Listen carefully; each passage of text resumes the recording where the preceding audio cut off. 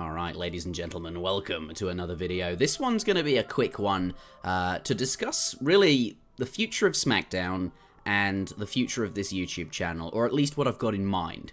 Obviously not this YouTube channel. This one never got to 1,000 subscribers, and yeah, for those that don't know, I joined YouTube back in sort of 2011. And I think we got this up to nearly sort of 998 subscribers, never quite 1,000. And then I started a new channel at some point, and it just sort of dipped down. But yeah, this was the original channel. It was sort of ran in collaboration with the Nation of Warriors, which was my clan, of all things. Yes, a TeamSpeak 3 clan. We'd do voice chat. It was me and some other friends, and then it grew and grew, and it was really fun back in the day. To cut a long story short, there was sort of a falling out between me and the moderators and the leadership, and it just sort of, I didn't want to be associated with the Nation of Warriors anymore, and Interjection was born, which apparently was made in 2013, so not long after. I still think of this as my new channel, but really it's quite old now, actually. Been around a long time. But yeah, the old channel, and why am I talking about this? I just want to sort of give a bit of context, and I felt like this was a good way to start. We've just reached 15,000 subscribers on the Interjection channel. In fact, 15,100. So this seems like a good milestone, and I originally made sort of 1v1 commentaries. I would record my own gameplay and then do commentary afterwards on the top, and I still think this is one of the most effective ways to make content, because it's usually very polished, because you can pick the best games that you've played and only show the best games, and then you do commentary over the top to say what you were thinking, and you're not obviously distracted by the game. And this kind of commentary and content I still think does very, very well on YouTube. But that's what I did on this channel. But the end goal for me was always to do sort of third-person commentary, which is sort of where Interjection came from. The very first series I did was the ongoing AoE 3 commentary series with Interjection, and here I just find a random recorded game on the forums, not the ESOC forums, they didn't exist back then, and I would cast a recorded game. And I was always really proud of these videos, because every single one of them, if I didn't like the video, I would just re-record it or not upload it. So every video here, I was very happy with when I uploaded it. So there's probably some quite reasonable commentary in there, but remember, I was very much a noob back in the day. I'm certainly a lot better and have a lot more knowledge now. But yeah, after that came New World Challenges, which was pretty much the same thing, except I put some money up and I had two players play a series, and I felt like a series would be better than just random games, because there's more to it, right? Like, it's got a storyline and who's gonna win as a score line, that kind of thing. You can get more invested. And I think to this day, these are some of my sort of favorite videos, which is why it's sort of so far up the list. Of course, SmackDown takes precedent, though. At some point, I stopped doing pre-recorded stuff and deleting it if I wasn't happy, and instead doing live stuff. And the PK Clan Tournament 4 was the first time we sort of did this. I really wanted to cover the tournament, and I was trying to do it in the same way as I'd done previous commentaries, and only uploading it if it was a really good video to watch that I felt was, you know, polished and perfect. But it wasn't possible, because there were so many games in the PK Clan Tournament 4 that I couldn't keep up with it. So in the end, I just recorded it live, and I wasn't as happy with that, and some of these commentaries I wasn't happy with. But it was a necessity, and people still seem to enjoy them just as much. And eventually SmackDown happened, as I alluded to, and then because I was doing live commentary all the time, every Saturday with Zuta, and it was so much easier with Zuta, right? I just got better at it, had a lot more practice doing it live, and not, you know, thinking, oh, that was bad, I'll delete it. And casting with a person, someone else, like, it makes such a big difference. And we sort of grew this duality and became Interjection, and then even started the podcast. Somewhere in between, ESOC was born, and the first few tournaments for ESOC actually went up on my channel and on Venny's channel, just dotted around the internet. There was no ESOC YouTube channel. Anyway, why am I saying all of this? Well, basically, I've been focused on commentary for a very long time, and that's a good thing, because it landed me a job with Escape AoE, right? And this is a project, the Twitch channel and the YouTube channel here, where we're trying to bring all of the sort of Age of Empires communities together, and now I broadcast full-time with them. and they sort of got me on board for, I guess, the Age of Empires 3 experience, and it's doing really, really well, actually. The Age of Empires 3 videos get a lot more views, it seems, than a lot of the AoE 2 stuff, and that's sometimes true on Twitch as well. I guess when you play Age 3, we're not competing with anyone. Sort of the whole community shows up to watch whatever it is, what tournament we're doing. But in AoE 2, that's not true. You're always competing with someone, even if like the overall pool of players is larger. So we're really pleased with how AoE 3 is performing on the channel. I'm pleased with commentary. It got me to where I am now, but something I really want to start doing is, well, I did tips and tricks, right? I've dotted these throughout the years on my channel, and the top 5 fastest Imperial Ages. This was a challenge I set, and people would send in the recorded games, and I would, explain what they were doing and why, and a whole bunch of other sort of really polished content seems to get a lot of views, right? The stuff that's short form and edited. And I think to illustrate this point, let's go find Zero Empires on YouTube. And something that I think was really, really good for his channel was a lot of these sort of guides, 90k views, the Build Order series, 250k views. Another good example would be Spirit of the Law. This is an AoE 2 YouTuber, but 168,000 subscribers is staggering. But really the content he uploads, it's not commentary, it's sort of very short form and edited and well researched. Sort of basically he takes an interesting topic and sort of talks about it, and that's something I'd really like to do on Interjection, but I just I don't really seem to have the time. I'd really like to make sort of civilization guides, nothing too in depth, just like a maybe 5 to 10 minute video saying, oh, this is this strengths and weaknesses.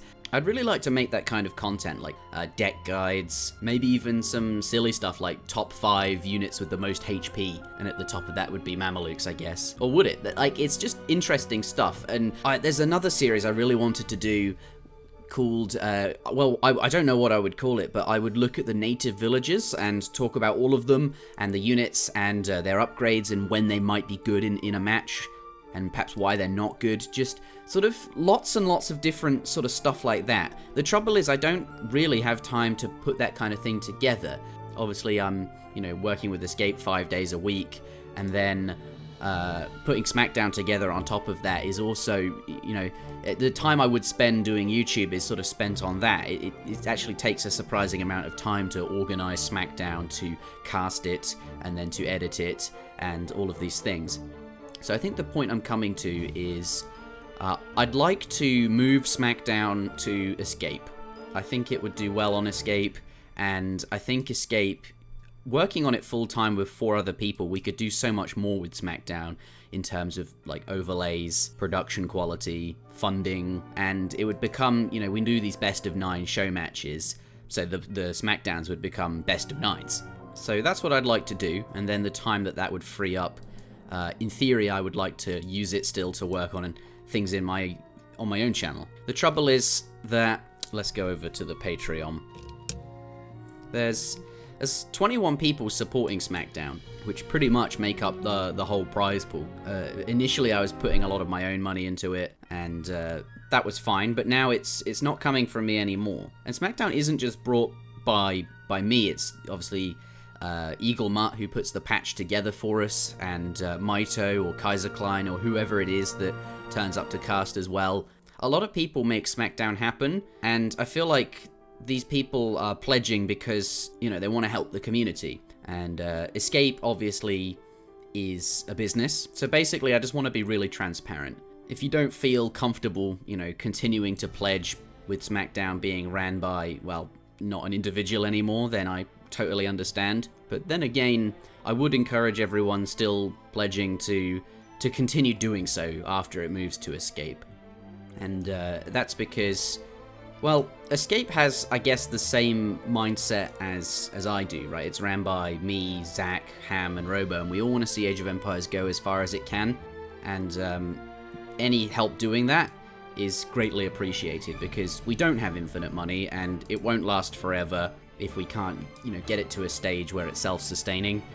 Obviously, the definitive editions in Age of Empires 4 will be helpful in that regard. But yes, I think the plan is that Escape will essentially match whatever is pledged on Patreon. Anyway, this is all what was going in my mind, and I just wanted to get it out there. I hope that, especially if you're a patron, you're not disappointed by this news. I mean, SmackDown will continue to happen. It will be on the Escape YouTube and Twitch channel, and will continue essentially as normal. In fact, it will improve. As I said, there'll be, you know, more production. The four of us working on it, we can do a lot more with SmackDown and bring it to a lot more people. But if this has disappointed you, then again, I want to be very transparent here. I understand if you don't want to support anymore. But also, if you're listening to this and you think, oh, that's great news, and you want to pledge because of this news, then, well, thank you as well. The SmackDown money will always make up the prize pool, and will match the money, as I said, up to an upper limit that I haven't thought about what that is, but it's we're anywhere near that limit at the moment. And also remember, Escape will take on all of this stuff as well. So maybe Escape running it, we can get to $200 per SmackDown quicker. And if that happens, then we can start planning this LAN event. But yeah, with the time this would free up, because currently SmackDown is a project I did in my free time, I would use that time to make more YouTube videos. I want to really work on the short form edited stuff now that I do commentary sort of, full time. But yes, I'll stop rambling. Thank you very much for listening. Do leave a like if you enjoyed the video, and if you're watching this as part of SmackDown, then enjoy the show. Alright, ladies and gentlemen, welcome to... I don't actually have a name for this. Maybe you can help, Kaiser. The previous one was called An Interesting Thought, being a play on words. Obviously, you started with a fort wagon, but here we're going to start with a factory wagon. And there's a couple of rules, because heavy cannons are very strong, and it would be a bit silly if you could make them in Age 1. So we've got a gentleman's agreement. Game 1, they will not make heavy cannons until Age 4. Game 2, they will not make heavy cannons until Age 3. Game 3, they will not make heavy cannons until Age 2, and so on and so forth. So it'll progressively get more early, or earlier and earlier when they're allowed to make heavy cannons. But this will be quite a fast start, because factory wagons, as we know, worth about 10 villages, which is pretty impressive. Although you can see on this graph, it's not quite. They have to build it, I suppose, first. But it won't actually be worth quite as much. Oh my goodness. Okay. Diplomatic stance towards... Okay, this is all new. So for those that don't know, we're actually playing on the ESOC beta at the moment, the ESOC patch beta. And that's got a bunch of cool features like never forgetting the UI ever again, because you don't have to install the UI anymore. It just automatically appears when you start the game, which is awesome. But immediately we can see players already at 15 and 16 eco pop. Remember, this takes into account that the upgrade is active. The upgrade is not active, but you can research that upgrade for, cannery for food, I think mass production for cannons, whatever, all they're called, the factory upgrades that improve the gather rate. So there is that. And obviously players want to dump their factories down immediately, get the most out of that, missing out on 5.5 food per second if you don't build it ASAP. And it looks like we're just going to toggle them to food for the time being, just so that we can get up to the colonial age really, really fast. But I did mention Kaiser's name. Maybe he's come up with a name for the format whilst I was talking. But welcome, Kaiser. I just want to say, Maito, he is not as available anymore since he's moved back to his hometown in Canada for the sort of summertime, I suppose. But maybe he'll be free after the summer, but not at the moment. Kaiser's going to step in. Kaiser's a hero. Welcome, Kaiser, to SmackDown. This is the very first you'll have casted with me, though we have casted lots before on Escape and for other things. But welcome to SmackDown, Kaiser. Yeah, well, thank you. And no, I don't really have a name. I didn't find anything interesting for this format, but I do think it's a very interesting SmackDown this time. Yeah, we do see people starting with their factory on food. I think every time, pretty much, because you wanna age as soon as possible. By the way, they're boss aging already. Yeah, 1 minute 50. Yeah, it's also because then you don't need to build a house if you just have your factory and food. You don't need to invest in a house. Well, I guess it doesn't matter for you, right? But for Dutch, it means he could make a market instead. So he's maybe just gonna buy some wood and have also the factory on wood or something like that. I'm not sure if he did trade in his market or not, but already first bank going up for Oh, Dutch wow. at 2. This is really So, strong, actually, for Dutch, it seems. Sorry, Kaiser, I'll let you yeah, speak in a moment. I just want to turn yeah, the sure. game down slightly, or turn you up, actually. That would make more sense. Let's do that. And should all be good. Yeah, and I do really like the Dutch peak in this format. I've played a couple of games of the SmackDown myself, and I tried Dutch, and they were really strong. The fact that you can invest your wood into banks just makes your boom so much faster, and you will anyway have a shipment ready. Well, looks like Bwinner didn't ship 3 wheels actually, but he could have shipped 3 wheels because you get so much XP from the bank anyway. I'm not sure about the Sioux peak though. We'll have to see how good it can be. Just feels like they don't really have a way to invest their wood into eco. Obviously, you don't have to have your factory on wood, but when it's on wood, it's more Yeah, of efficient. course. So it makes like bank booming it more efficient and Looks stuff. like he's currently toggled it to food, Kaiser, and he's macroed, I think, to go up to the next stage. He's also not sent his 3 vil shipment or anything like that. I wonder if we'll see 700 coin from him in just a moment, and the Sioux player will go straight up to the Fortress Age using the factory there just to get his remaining sort of resources needed. It's now toggled to wood because I think he's going to get enough food just from the villagers there. But that seems to be what he's up to. Dutch, on the other hand, as you pointed out, yeah, you get a real fast boom because of the bank wagon. Because of banks, and you can just and there's a bank wagon now Oh, bank wagon. as his Okay, first that's shipment. interesting. Um, yeah, so it looks like we're gonna have maybe some really aggressive fortress play from Sue here. I would like him to send maybe 2 wheels forward now and build a war hut. Um, because then he could be really aggressive. Obviously, Dutch has a really fast boom with the factory, but still, there should probably be a window where Sue can be aggressive if he just builds a forward war hut and ships units or something like that. But it looks like he's more gonna focus on the stagecoach, getting some extra echo himself. Yeah. Uh, And that makes so sense. that That's that almost like, you know yeah. how Dutch can get their banks up real fast with the extra wood. That kind of is the same for Trading Post Line. So they're both sort of similar ways to boom using that extra wood that you'd get from the factory. But for sure, Tedere looking to be aggressive here, going up to the Fortress Age very, very fast. And being the Sioux, he's going to have, full population, and there'll be no need to send wood for houses or anything like that. Could be really, really strong. Yeah, definitely. Um, then again, Bwinner is turtling really hard. As you can see, he's just walled up his base with, well, with some walls, but also with some buildings. Although I'm pretty sure we do have a hole here, kind of in the worst spot because it's right in front. So I think Sue will directly be able to go in his base. So I'm not sure about this wall, but anyway, it's definitely one way to spend your wood going for that stagecoach. Another way could have been to go water, but it's not as fast. Without schooners, it's not as fast and as cheap as getting the Yeah, stagecoach.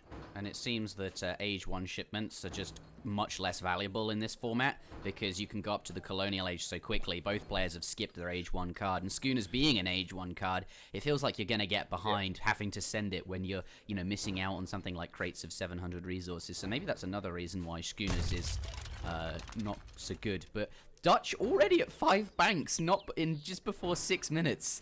And now 700 food coming in as well. Looks like he's macroing to age. That's going to be all the food he needs to get up, whilst the massive amounts of coin are coming in from the factory and indeed all of the banks there. So we'll be following Tedere up to the Fortress Age. Of course, this is still Dutch. They still want to be in the Fortress Age. That's where they're quite strong. But the Sioux, let's see if they can make a timing out of it, because they are up faster. They will have shipments sooner, and we see 2 villagers, or actually 3 villagers, plopping down a couple of forward war huts here in the center of the map. Going to use them as a jumping off point for his home city shipments, and indeed he'll be able to spam units from both of them. Here's his first shipment, 9 Wakina rifle, and it's really interesting that the factory has sufficient resources to support sort of double building production. In fact, 3 buildings, a corral going down as well here. Let's see Yeah. what he can get done. He needs to do some damage. This is his time before Dutch is, fully up and getting his upgrades and all these things. Let's see what he can do. Although, yeah, but it's kind of giving a lot of time to Bwinner to just like. I mean, he's building his second warhead only now. He's been up to Fortress since. Let's check. 5 minutes, and it's 7 minutes, and we have the first units barely gonna come and start pressuring now. So it's maybe a little bit slow from Tidea. I'm not sure. I'm not sure that's gonna be enough, because even with a stagecoach, obviously Dutch is gonna be quite ahead in eco, so he has to redo something now. So we'll see. We'll see if Sioux is able to do some real damage Yeah. here. At least he can go through, so Yeah. that's a good start. And he's got 5 axe riders as well. Remember this aggro from him. It may not look, you know, as crisp as we would usually see because players have never started with factory wagons. They don't know the timings. The builds aren't going to be as crisp, and everything's not going to be quite as on point as, say, regular supremacy. But it seems like it's he's losing a lot of cav here. They have been attacking the Reuters, which is good, but now more Reuters have arrived, so perhaps not so good. He's gonna be cleaned up here with the Minutemen for sure. There's more Wakinas on the way, but you know, with the walls and the passing in the base, it's not like he can connect with the rest of his army right now. So these extra Wakinas on the left are gonna be too late to the party, and he's gonna lose all his other Wakinas meanwhile, and then, well, now he's gotta go back with these Wakinas. I mean, he can try to kill 1 bill or 2, but then he's gotta go back, because he doesn't really have enough mass now. Yeah. So it's looking a little bit scary for Sioux right now, because, well, he's got the stagecoach. Oh, I don't know. I guess he's not that far behind in eco, right? He's just maybe 6 bills behind, if you take the stagecoach into account. So maybe the right. I don't feel like he really got... Let's take a look at the units lost tab and see. He traded off 10 Wakina and 5 Axe Riders, and he killed 8 Skirms and 8 Reuters. So that actually seems fairly reasonable. And mixed in there, Kaiser, he also killed 3 villagers. So it's not like that pressure. It didn't look great because those 7 Skirms, or the Wakina rather, meeting up with the rest of the army weren't able to actually meet up and help out. But still a reasonable trade. And this game, it still seems really even. But I do like the Dutch position... with all the banks in the back there and not needing to go out on the map. And I'm feeling Dutch, but it's still pretty okay. And I'm just going to turn the game sound down one more time. Our sound check was fine, but it turns out shooting is more loud than clicking around in the lobby. But should be good now.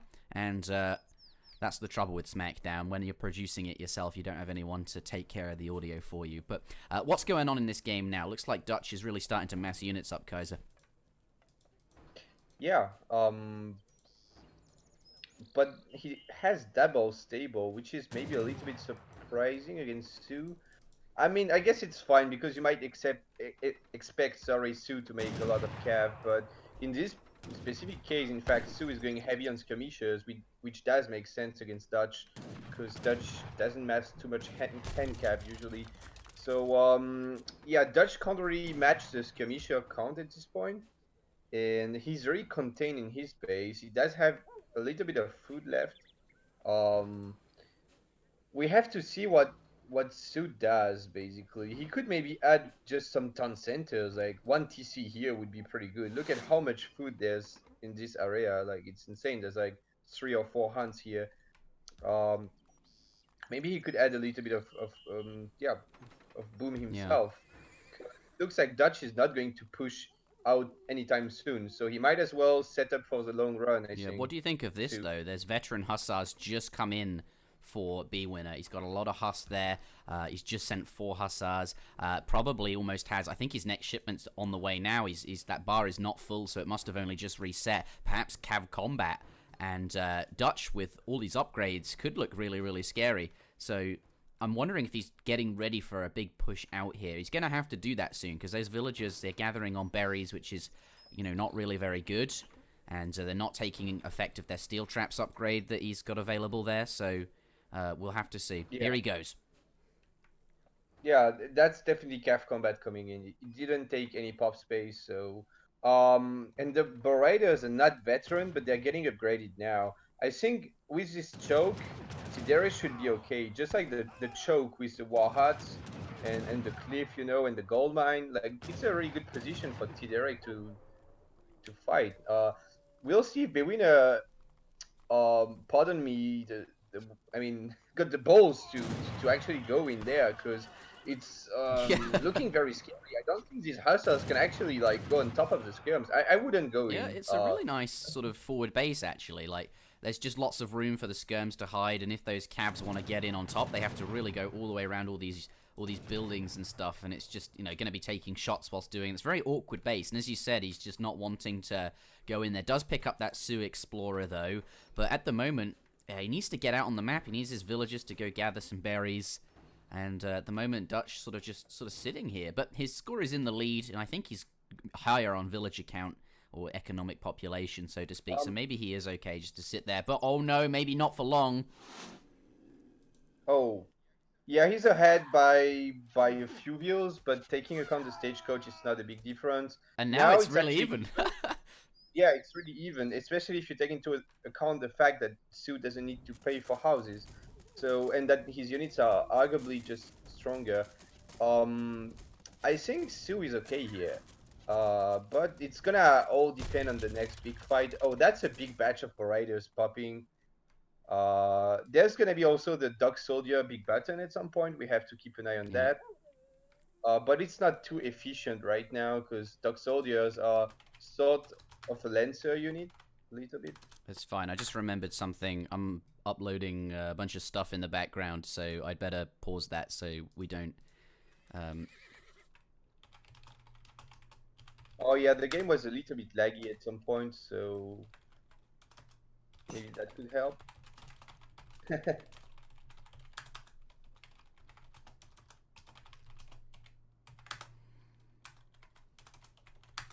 Are you ready?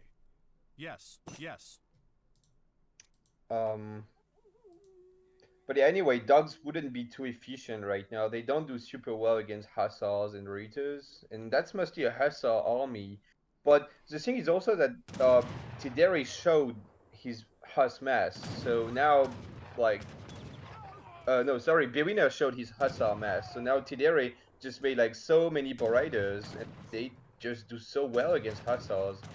So I'm not sure that Dutch army is super scary anymore. Like the cav switch from Bwinner was supposed to be sort of a surprise, I think, and now that the surprise is gone, I think Tidere got a really good unit composition to Yeah, defend. that's the thing, isn't it? With especially as Dutch, when you go Hussar, that veteran upgrade, and then the Cav combat behind it. Once you've got a big mass, you kind of need to use it quickly and effectively. Oh, two cannons popping out though. That's going to be helpful, but they're so close to the bow riders that. But he's not targeted them. They're alive, and everything's all good for him at the moment.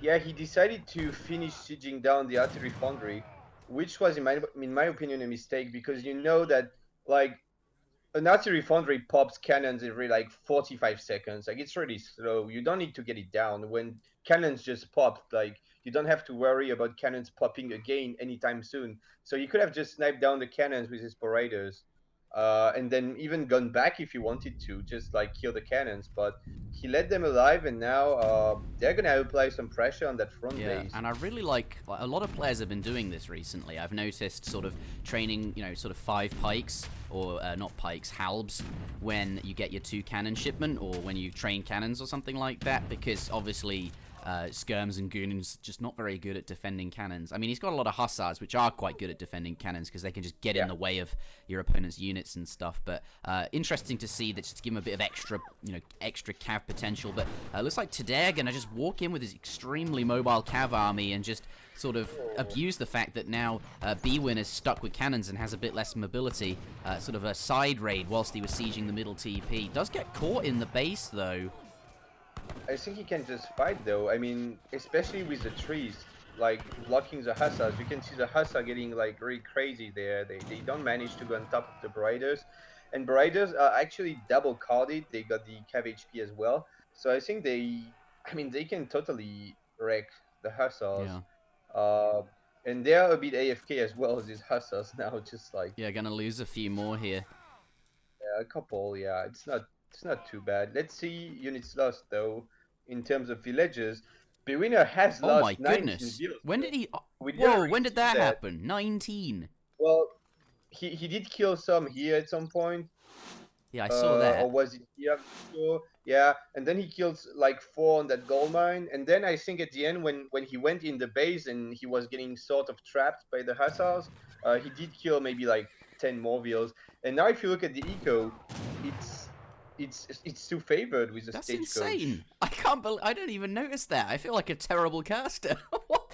Oh my goodness, that's so many villages. Yeah, Sioux's looking in a really solid position here, especially now that those sort of cav upgrades are coming out. And remember, big batch of bow riders as well. And we're going to be seeing that dog soldier, big button, very, very soon. Yeah, So this is a great time for it's Sioux. on the Yeah, way. he's just It's spent on the way right now. 1,500 food. Let's go to text being researched. And the 16 And he's minutes at a is the super. absolute best time for it. Yeah. Yeah, it's the optimal. Usually, it's the optimal time. Obviously, sometimes you want to wait more because you get more dogs and there's no reason to fight. But most of the time, you want to call it at 16 minutes. And he's gonna get cab attack as well, 100%, so that he gets like triple carded cab. Triple carded dog soldiers. Like, that seems like such a strong Right. timing. Obviously, in regular supremacy, this would be a bit harder to pull off because you usually send 3 villagers as your first card and things like that. But here, gonna go in now. Cav combat or attack coming in just at the right moment. And remember, that affects the bow riders as well.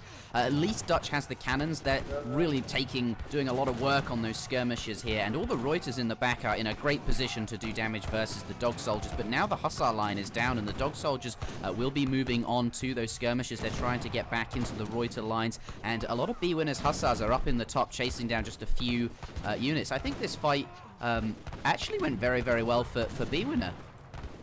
Yeah, yeah. The thing is that Tidere tried to kill the cannons with his Wakinas, so he had to go in with Wakinas, and then they got caught by hussars. So like the hussars were on top of the Wakinas, and the falconets were also shooting at the Wakinas. So the Wakinas just died super fast. And meanwhile, the hussars were on the Wakinas, so not in range of the Bariders. So the Bariders couldn't kill the huss. So it was just like totally wrong positioning, I think, from Tidera here. But regardless, these Bariders are extremely strong. And he's dancing for war as well.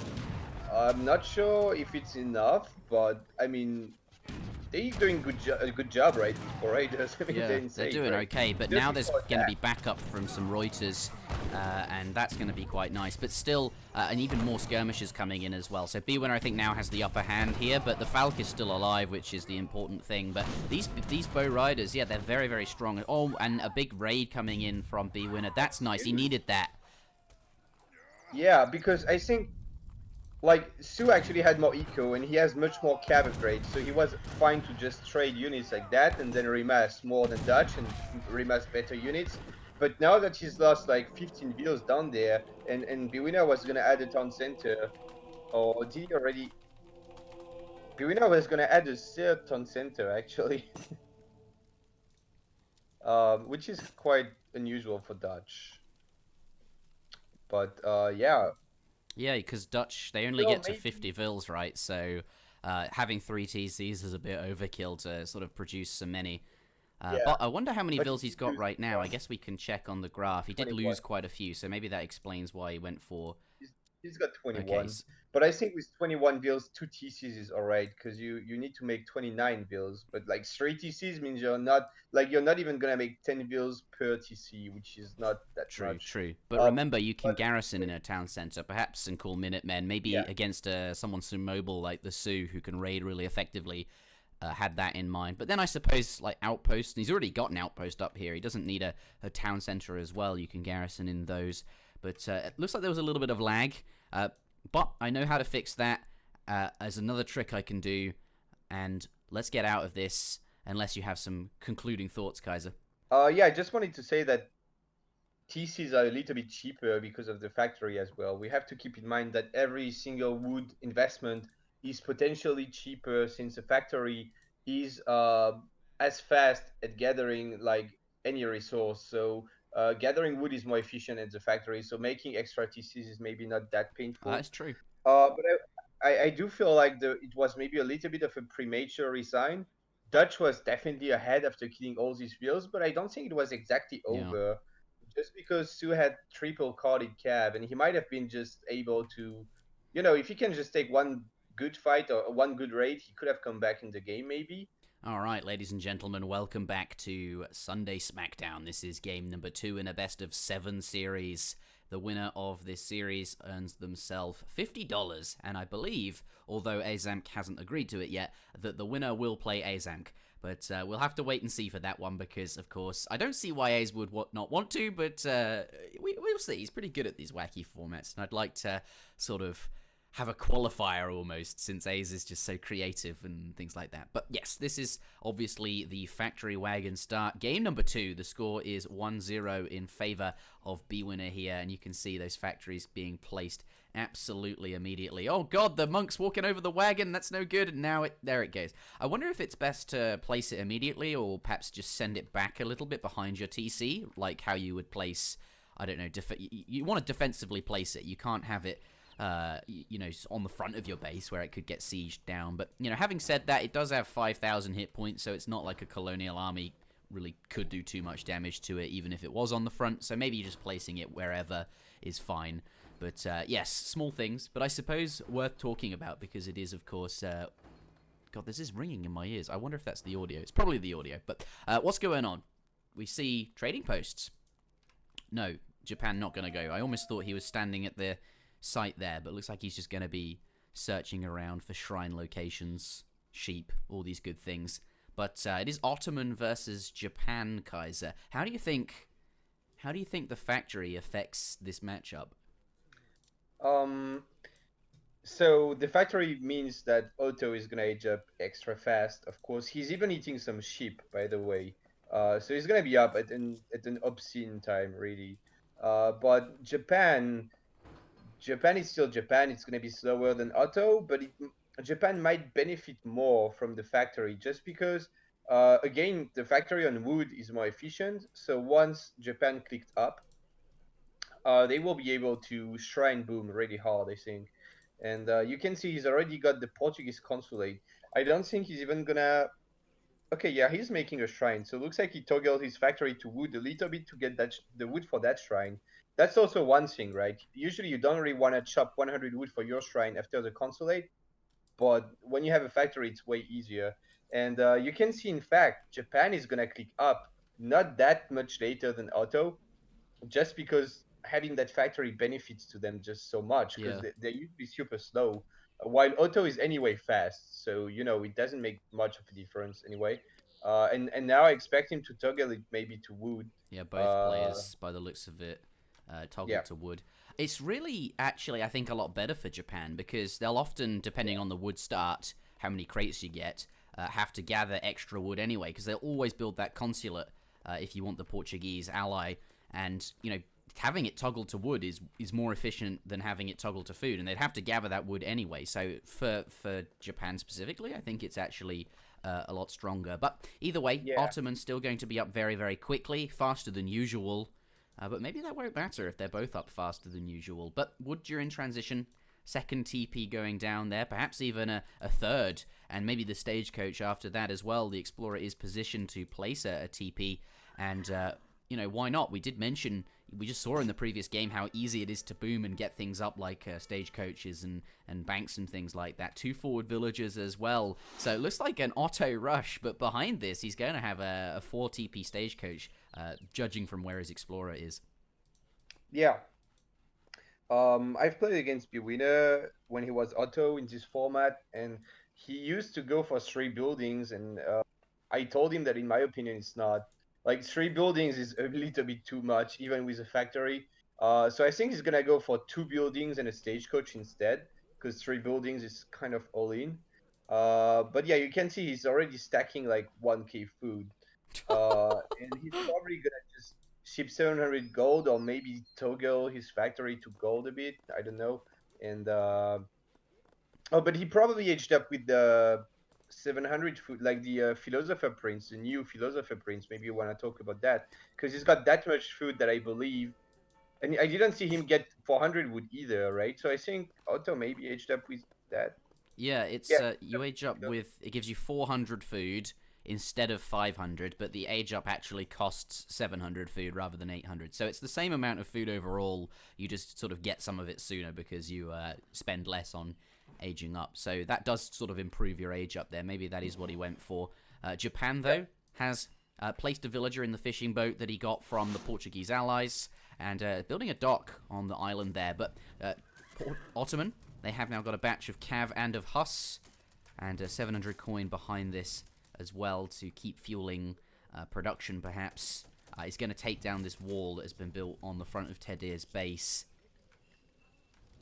Yeah, and he's just got his factory on wood, so he doesn't need to ship wood. He doesn't need to age with 400 wood, because that's also a thing, right?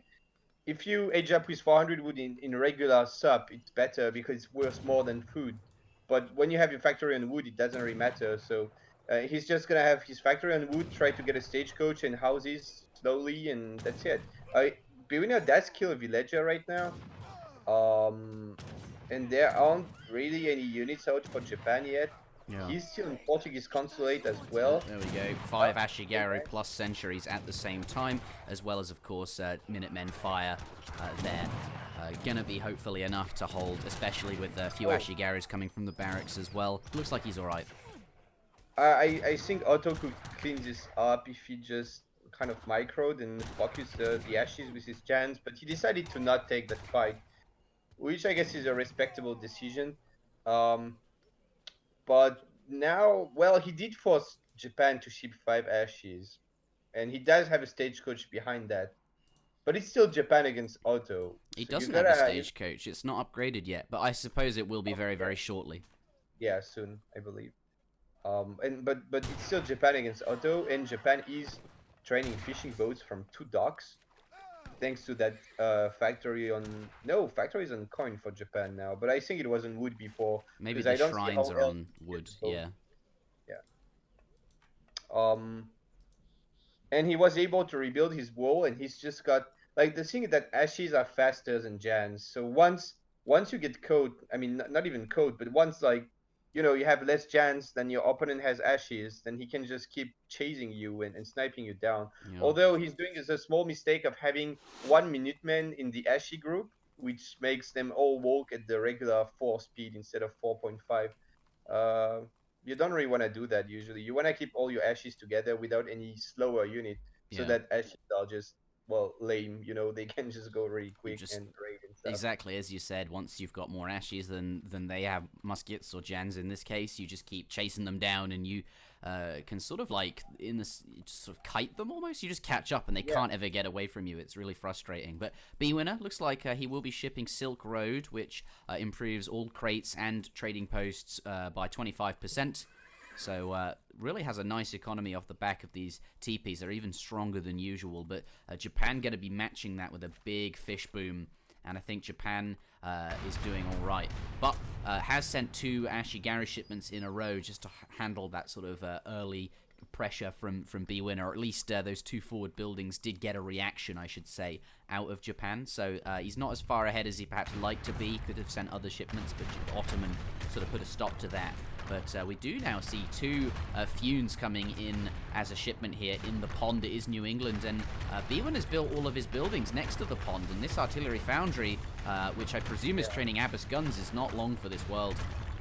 Yeah, I wonder if it's gonna be able to pop the Abbas. He's got... Okay, he's gonna pop them, but is 4 Abbas guns really enough? I think Otto lost, to be honest. Like, Japan is aging right now. Silk Road gives him roughly 1 more villager per TP, let's say. So each TP is worth like 5 years instead of 4, but regardless of that, Japan is quite ahead in eco. He's aging up. He's got these boats. He did kill... he killed all the Abbas guns, right? So that's pretty big. So now the foundry is gonna go down. Bwinner will have to rebuild the foundry, probably. Yeah, here. And meanwhile, it's just buying so much time to Japan. And I think the real problem is that Otto doesn't know that Japan is actually water booming. Yeah. So he just feels fine about his position, right? He's like, okay, I forced some Ashy shipments. He shipped the boats in the pond, so he must have not a very big eco. And meanwhile, I got my 4 TP stagecoach with Silk Road, so I'm fine as Otto. But in fact, he doesn't know that Japan got like 21 fishing boats, so it's a pretty tough situation for Otto here. Yeah, it's not looking so good, and now long lines coming in behind that as well, so these fishing even stronger. And now up to the fortress age, I think Bwinner gonna have a bit of trouble with that. Thankfully, he is basically got all the resources he needs to go up himself, and will be doing that any moment. And now that he's Fortress Age, is actually teching mass production, which is going to allow him to start training heavy cannons. And I forgot to mention at the start of the game, in Game 1, they will not available until Age 4, but in Game 2, which we're playing now, you can train heavy cannons in Age 3, which is what we're in. So this is really interesting, and we're going to see some heavy cannons very shortly to complement this mostly ashy army. This is really nice, just sort of playing defensive at home. He's got those 2-5 ashy shipments to hold early on, make sure everything goes fine. Has the 2 funes in the pond, which have been really effective, and has this fish boom behind it. Japan's poised to do very, very well, and I'm looking forward to seeing those heavy cannons in his army. It's going to be really strong. Yeah, definitely. Then again, Bwinner already got a foundry, so he might just train culverins if he figures out that Japan is making heavy cannons. We'll have to see. Yeah. It just feels like, you know, in this format, it's just so good when you're able to invest your wood into extra eco. And I think Japan is one of the best civ for that reason, just like Brits and Dutch. While Otto, in my opinion, has to be really all in, like use the factory on food and coin and that kind of stuff to be really aggressive, but it probably doesn't work. And you can see like Japan is just on steroids this Yeah. game. Like, Japan. Yeah. The dude was like, he didn't even shrine boom. And he's going to industrial now as well.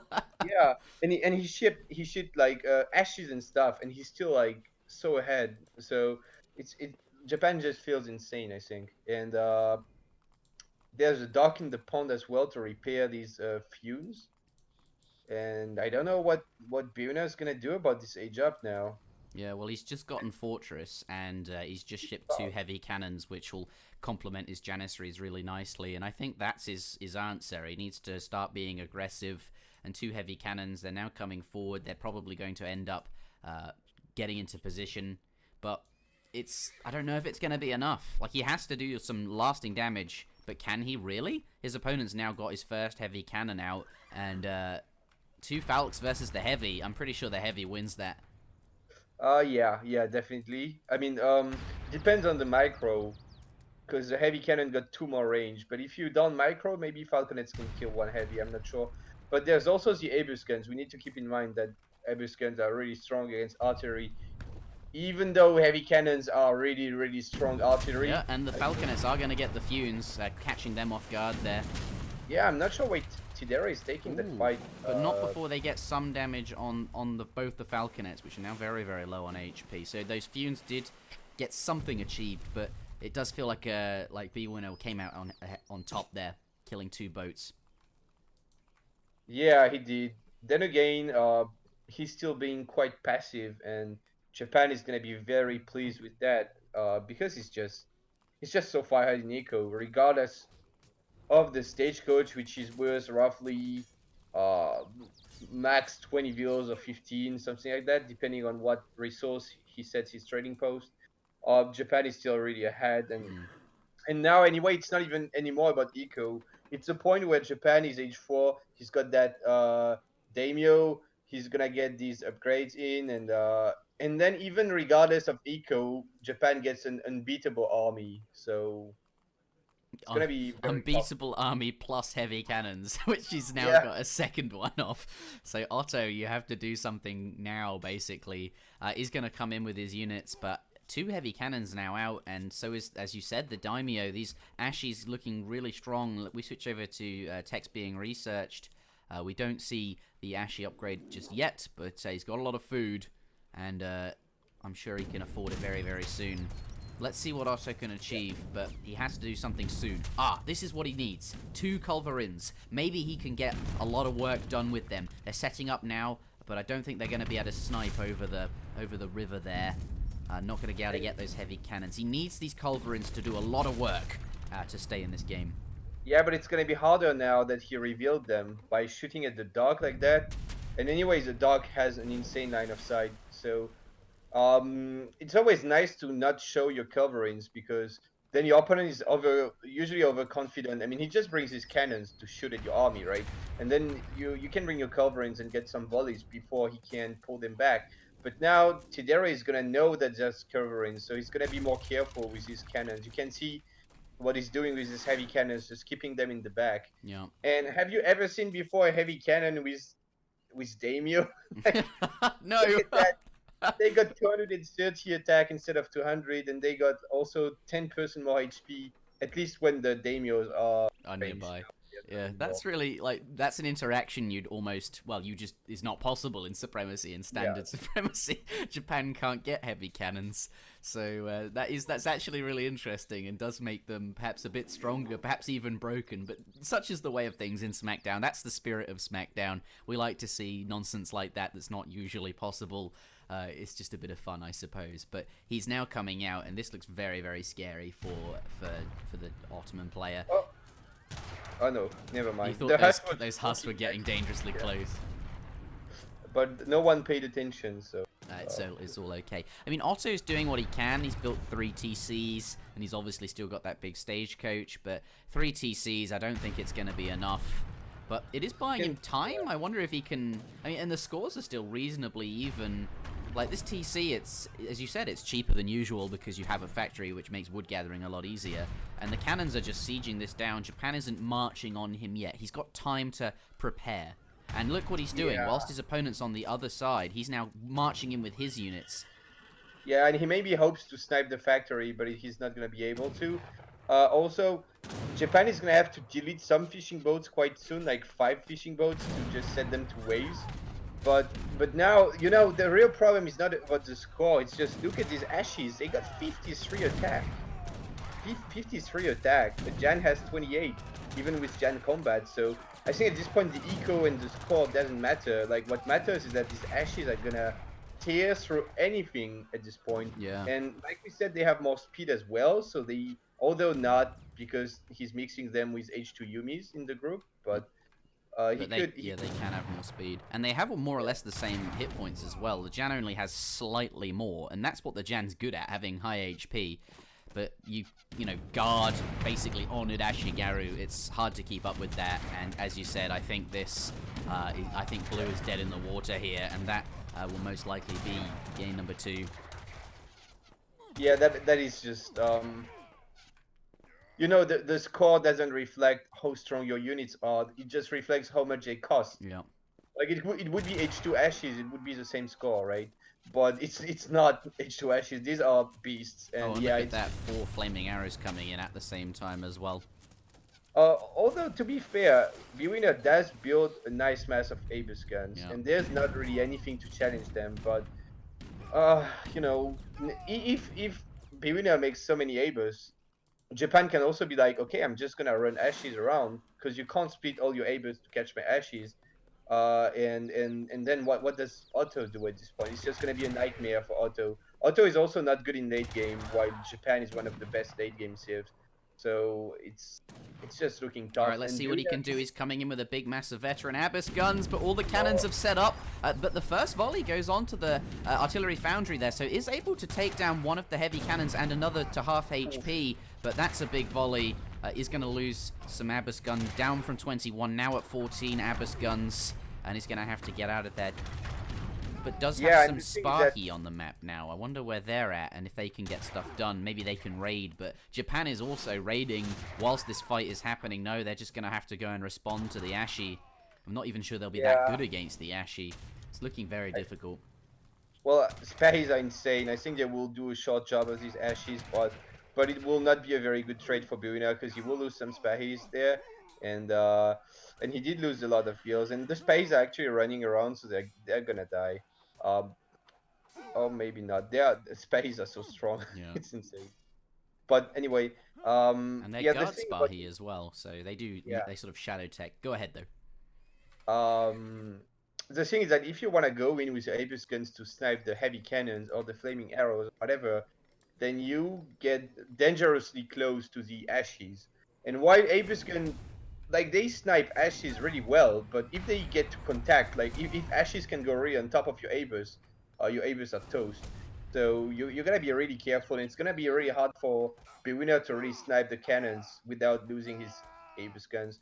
Also, I would like him to maybe get the counter infantry rifling, which does affect Abus guns, and gives them an extra multiplier against Ashes, so that they would get an insane attack against Ashes. Yeah, he's going to need that. Thankfully, though, Guard Abbas now coming in, but it seems really tough to get close. Those cannons obviously have so much more range, particularly the flaming arrows, and they're just so good against the Abbas. Obviously, if the Abbas get in range, then they can make short work of the artillery, but if you are in that range to do damage versus the Ashi, then, sorry, the cannons, then the Ashi can shoot you, as you said, and that's what's happening now, although the Ashi did go back a bit, and he was able to get down quite a lot of those cannons. Just one flaming arrow. I think, actually, Bwinner's done it.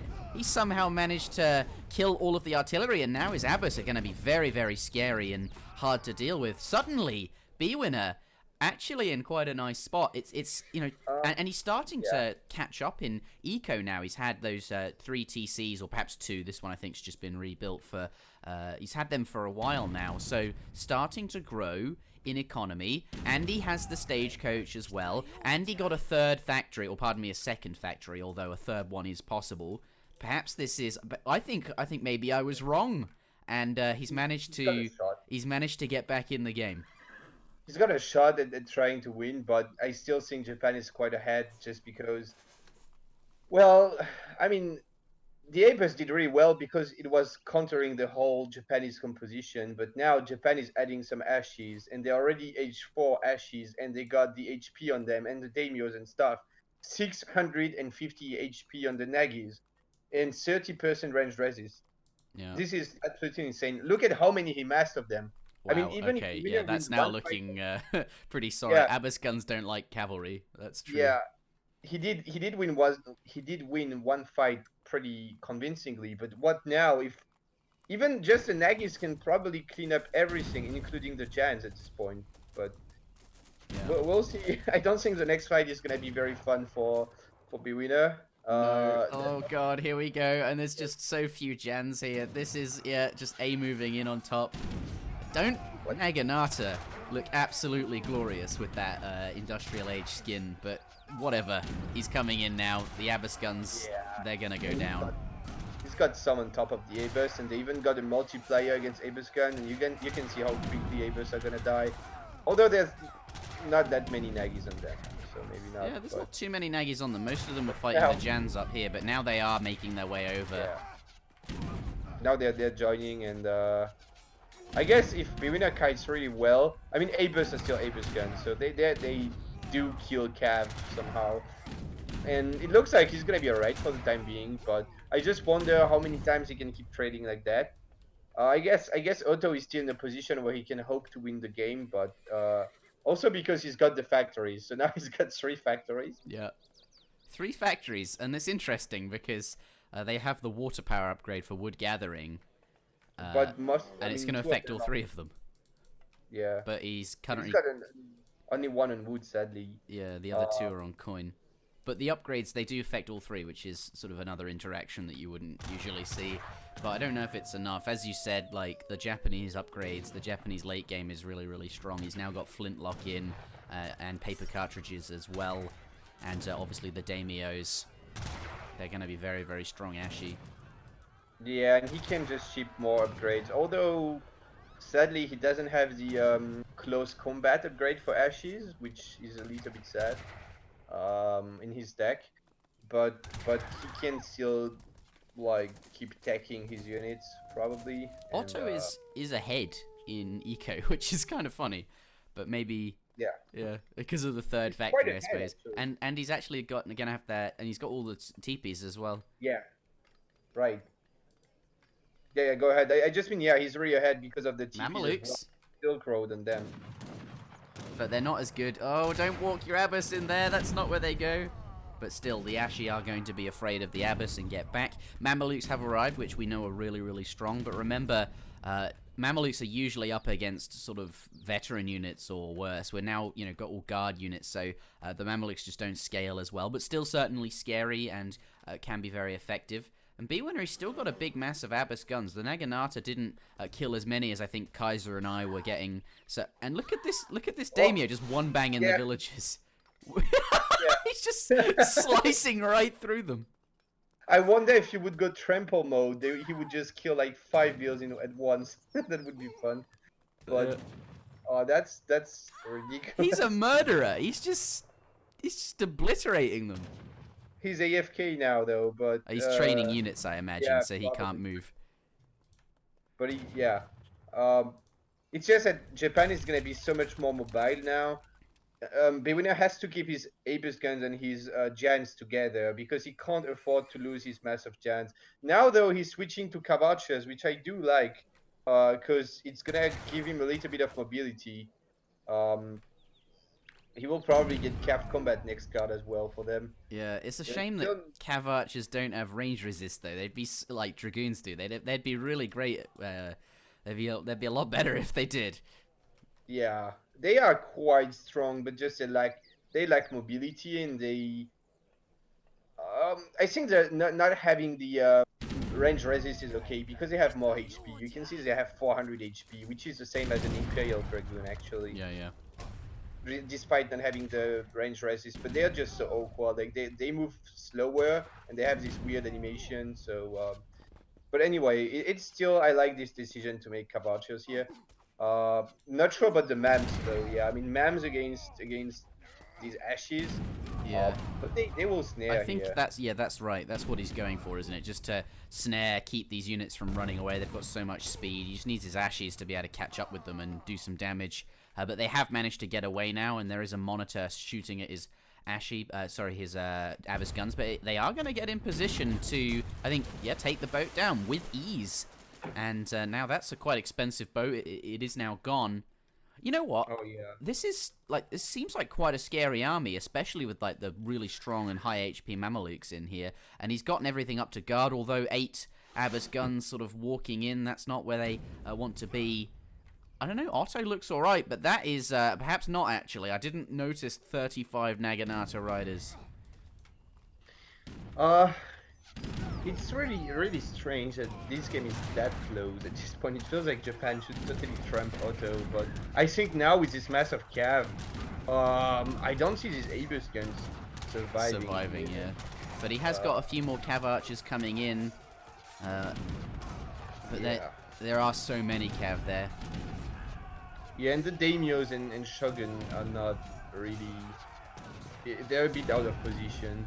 And the Naginatas are mostly attacking the Cavarchas, which is not really what you want. He would need to pull like 10 or 15 Nagis. Okay, he's gonna do it now.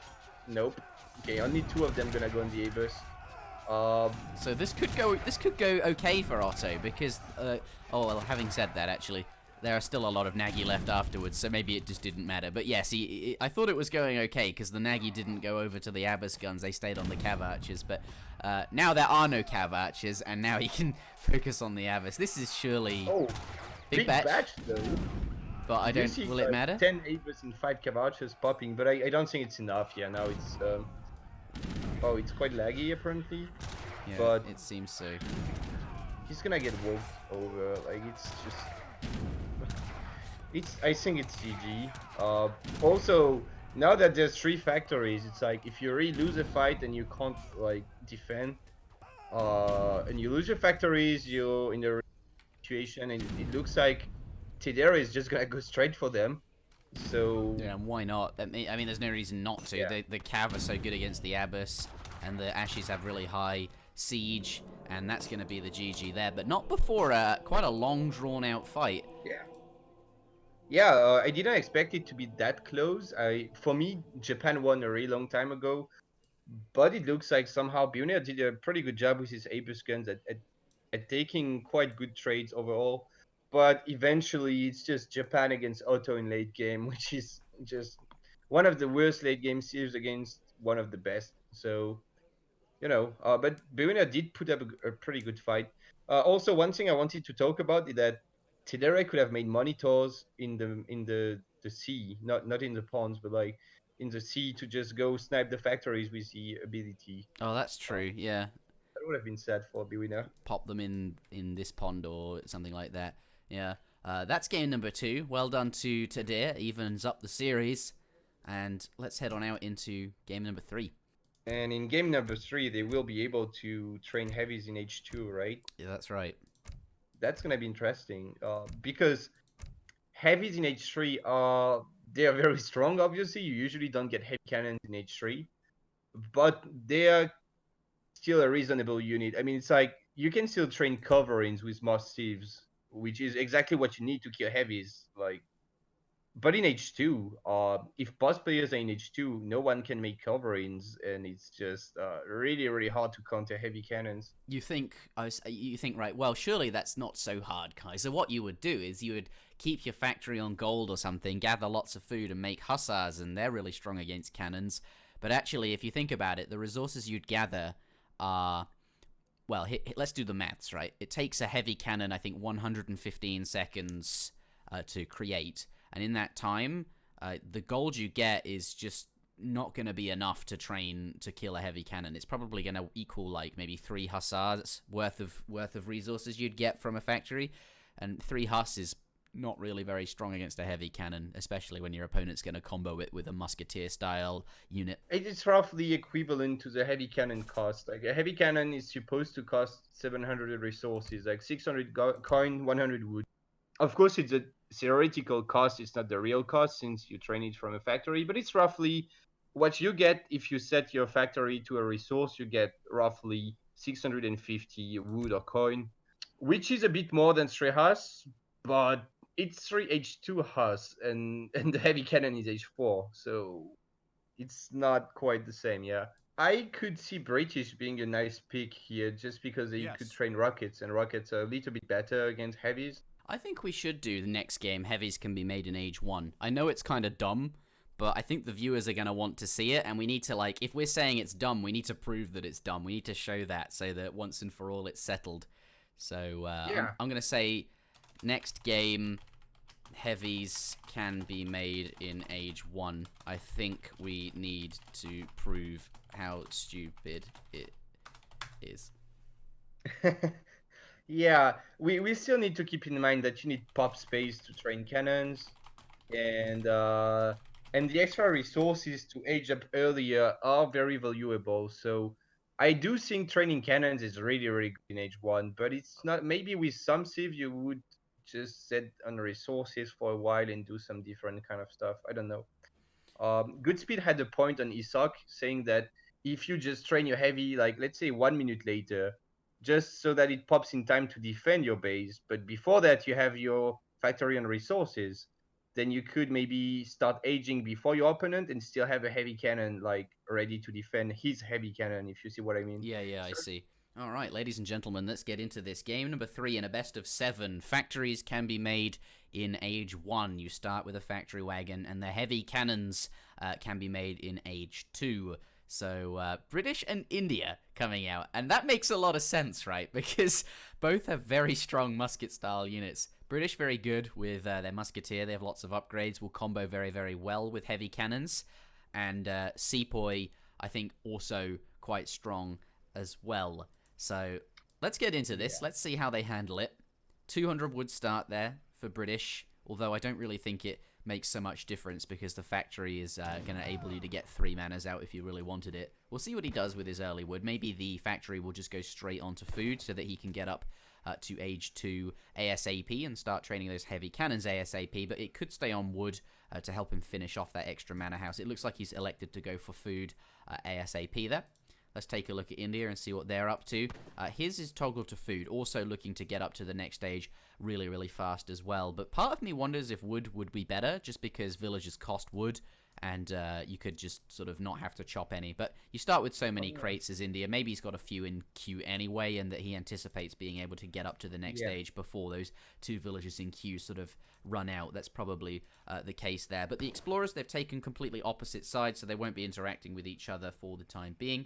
30 XP coming to Bwinner just now, and he's also found himself 55 coin and 30 coin, which is quite a nice bunch of coin to grab himself. Looks like, though, Tadair coming across his first shipment, 50 wood there as India, and just going to let those Guardians reset, and having a little bit of trouble, it seems, gathering the treasure. So far, British is ahead in age 1, but we'll see how it goes. Early days, and I'm looking forward to seeing the heavy cannons in Age 2. All right, yeah.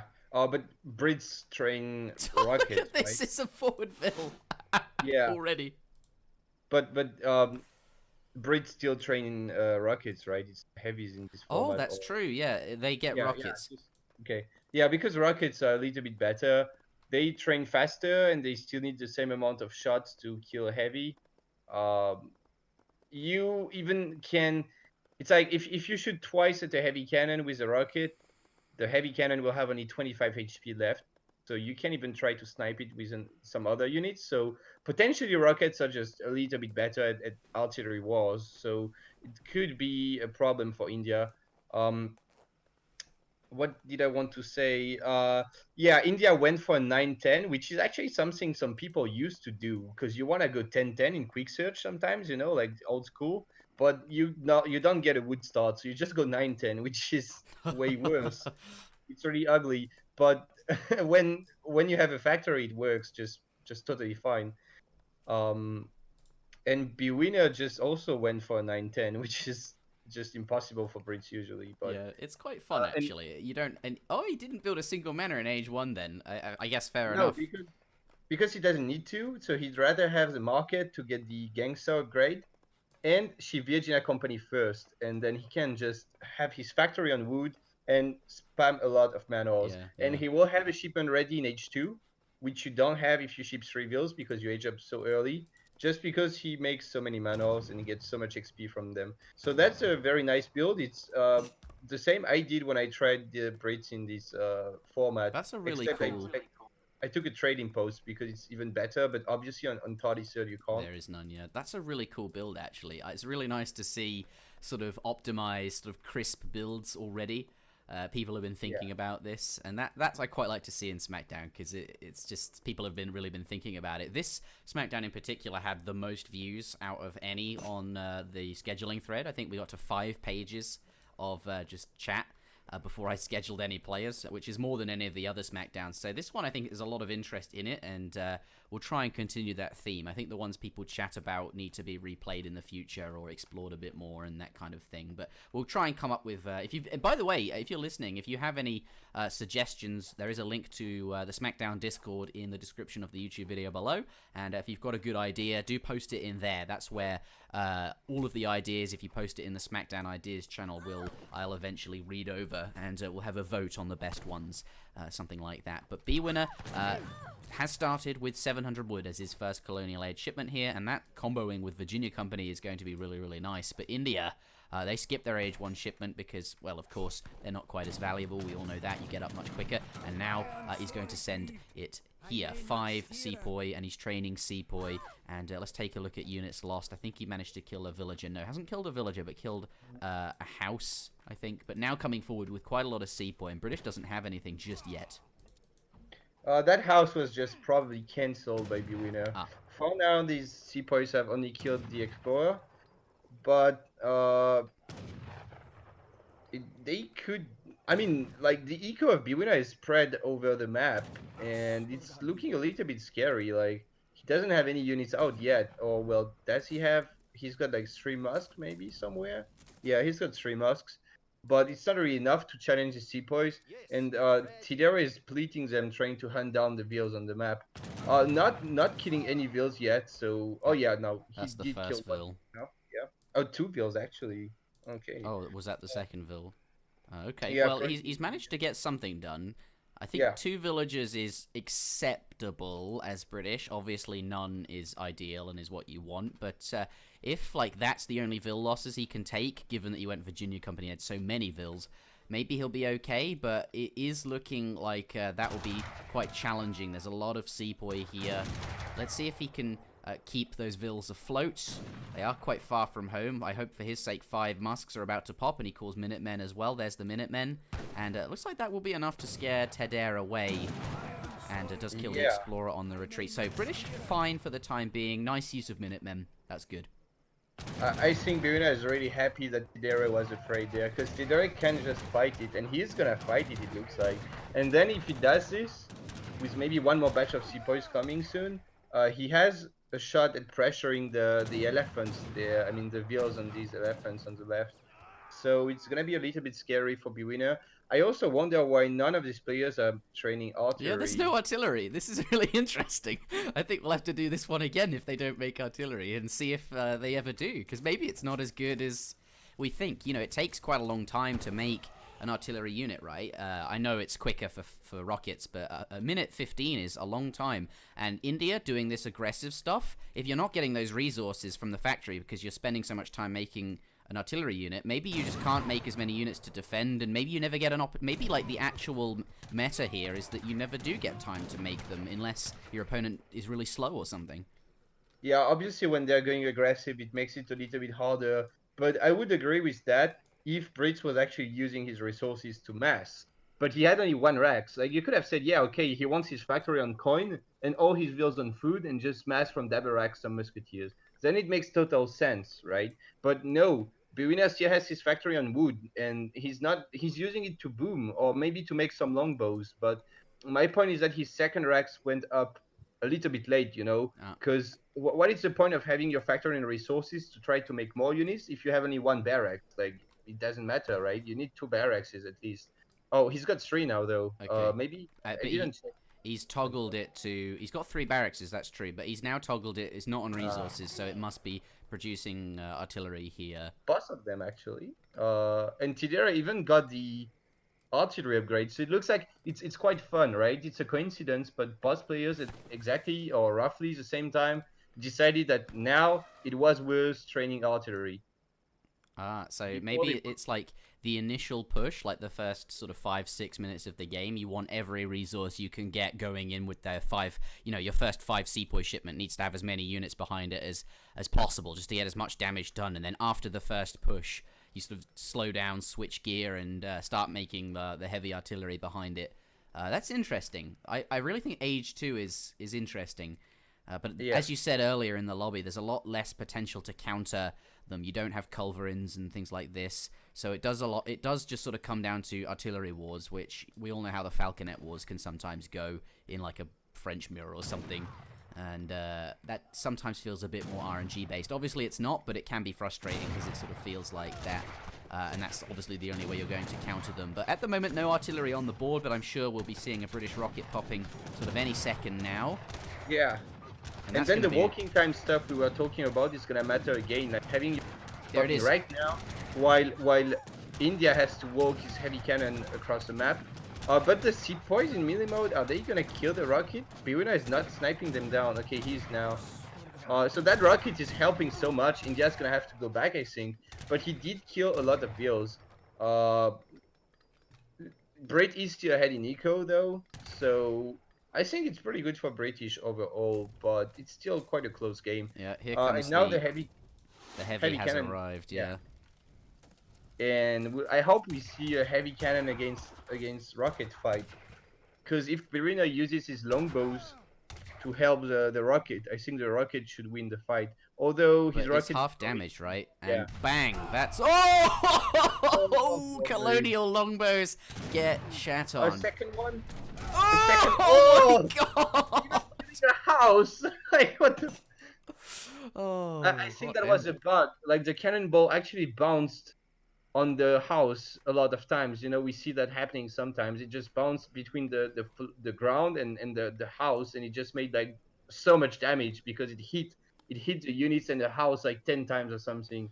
So the house just instantly went down and like 10 longbows as well. Yeah, that's bullshit, really. It's just the physics, right? Because of the hills and stuff. Yeah, I think it's because of the building. I've seen it before with a training post. Does with it happen? Agra forts. Like we've seen an Agra fort one-shoot a villager before because the cannonball just pounced on the opponent's Agra fort. Yeah, It's not to do with elevation then, because I thought for a moment you said it. That we've seen it on flat maps as well. Yeah, we've seen this on Cascade Range, and I don't think Cascade Range has any elevation. So yeah. But okay. So Bwinner's gonna going to kill the heavy. He's gonna pay that for that. I mean, yeah, he's gonna kill it, but can he kill it before the next shot? Yes, he does kill it there, and he has got a second rocket, so maybe it's okay. But both his rocket and his heavy cannon traded one blow each, but obviously the heavy cannon got the final blow. He did lose a lot of musks trading down the their heavy. Maybe he could have waited for his rocket, which was on the way. That may have been more sensible. Right. I think he could have waited for his rocket, but regardless, it was reasonable because now he's up 1 rocket against no heavy cannon. Did you see that? So, That's the one thing with rockets, right? Like, heavy cannons don't miss once they've locked on, but rockets, they sort of do. If your unit walks away as the rocket is firing, you can dodge the rockets if you're like fucking Neo from the Matrix. It is possible, but it's not possible against heavies. So they've got, like, there's weird differences between the 2 units, but I think overall, as you said, rocket's probably better just because it's got that base 300 damage, and it sort of does better against other artillery than the heavy cannon does. Has he got a heavy cannon to compare? He does, but it's not in attack mode. But the heavy cannon, I think, has... we'll take a look at its stats just to show. It does 150 damage to artillery. It's like 200 times 75%, and the rocket does 300 times 300 flat. So that's what is sort of interesting, I suppose. Shall we take a look at the cards that have been sent and just sort of discuss the game so far? Because the trades have been sort of reasonably even. The players are basically even on economic population. British, by the looks of it, in the lead. With 51 military population there, his second rocket just popping, starting to mass them, so looking really good for him. And he's got, of course, musketeer attack and defense in, so British really nice position at the moment. I'm looking really good for British. On the other hand, though, India has sent foreign logging and now 600 wood behind that as well, so it doesn't have any upgrades, but does have a slightly better eco. But I don't know how relevant that will be. There's a lot of siege here coming forward with 2 rockets. This is looking great. Yeah, he's going to have to give up his aggro fort for sure. He should dodge the rocket should stay focused on the aggro fort because any units moving, yeah, and that's what he's going to do. Yeah, I want to talk about that, by the way. You can also dodge cannonballs, but it's just much harder because they're faster and they don't go like up in the air or something. Yeah. So it's much easier to dodge rockets, but it's also possible to dodge cannonballs if you just like turn your units back in the opposite direction super quickly. But it's really I've seen Maito do it actually. Like there was this one fight, I think I can't remember who it was against, but he didn't micro his units at all. The only unit he focused on. Here we go though. Those rockets. Looks like he's gonna pull that heavy cannon back, but one coming in. They're both set up here. Does get a first blow. The rockets though. Were shooting at the heavy cannons. The heavy cannons were not shooting at the rocket there. Oh, but the flank here. I think it's really smart from Tidere because heavy cannons are insane against infantry, but not that good against artillery. So he decided to just focus infantry with heavies while using his own infantry, like the sepoys, to kill the rockets. So at the end of the day, India is winning this fight, and then he's ahead in eco. And I think India has won this game. That was really nice, and he managed to kill off those heavy cannons. Although British did manage to kill off the heavy cannons just before the rockets went down. But with the flank, it looked like it was enough to, as you say, get the value out of the rockets on the infantry. And overall now, we were saying British was really ahead on military. But actually now Tidere looking pretty good here with a 7-ville lead as well. Mind you, 26 to 14 is not like super bad for British, and he has got both those musket upgrades, and he has actually got a rocket where his opponent doesn't just yet. So I think British is still okay, especially if he can get another batch of units out. Yeah, and he does have double-carded musketeers, while these sepoys, sepoys have the consolate HP, but that's it. Nothing to cover the rockets. I don't know if India is gonna try to go in. I think 10 longbowmen's about to pop. Well, actually, no. There's 3 musks in queue, and yeah, this is really good. And whilst there's nothing to cover the rockets, yeah, rockets are very strong, but they're not unless they're covered.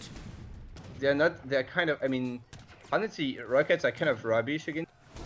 They're just really polyvalent, but they don't do so well against infantry. You never get insane volleys like we do see with the heavy cannons against infantry. You never get that with rockets. They're a little bit disappointing in that regard. So yeah, the sepoys in mini mode just killing them, and it's looking very tough for Brits. Look at the military population as well as the economic. That must be really frustrating. I wish he'd hidden. I bet he's wishing he'd hidden his rockets sort of in the back there and waited for perhaps a batch of muskets before taking the fight. I think he was hoping to get 15 musks with this 700 food shipment, but only had got like 7 in the end or something, and it's just... He could even wall them up. Like, he could have even made a wall to cover his rockets.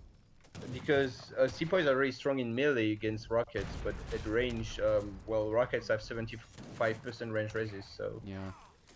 one more Rocket is rocket produced and it is going to shoot at the sepoy there. It will defend the factory for the time being, but like we just saw, Yeah. he's going to go hand combat and take it out. And the GG, Tadea going to pick up his second victory here and takes the lead in the series. That was a really, really fun game. Much quicker than the previous ones, probably because artillery. But Yeah. I quite enjoyed seeing them so early. We're going to see them even earlier in the next game. Yeah, that was fun.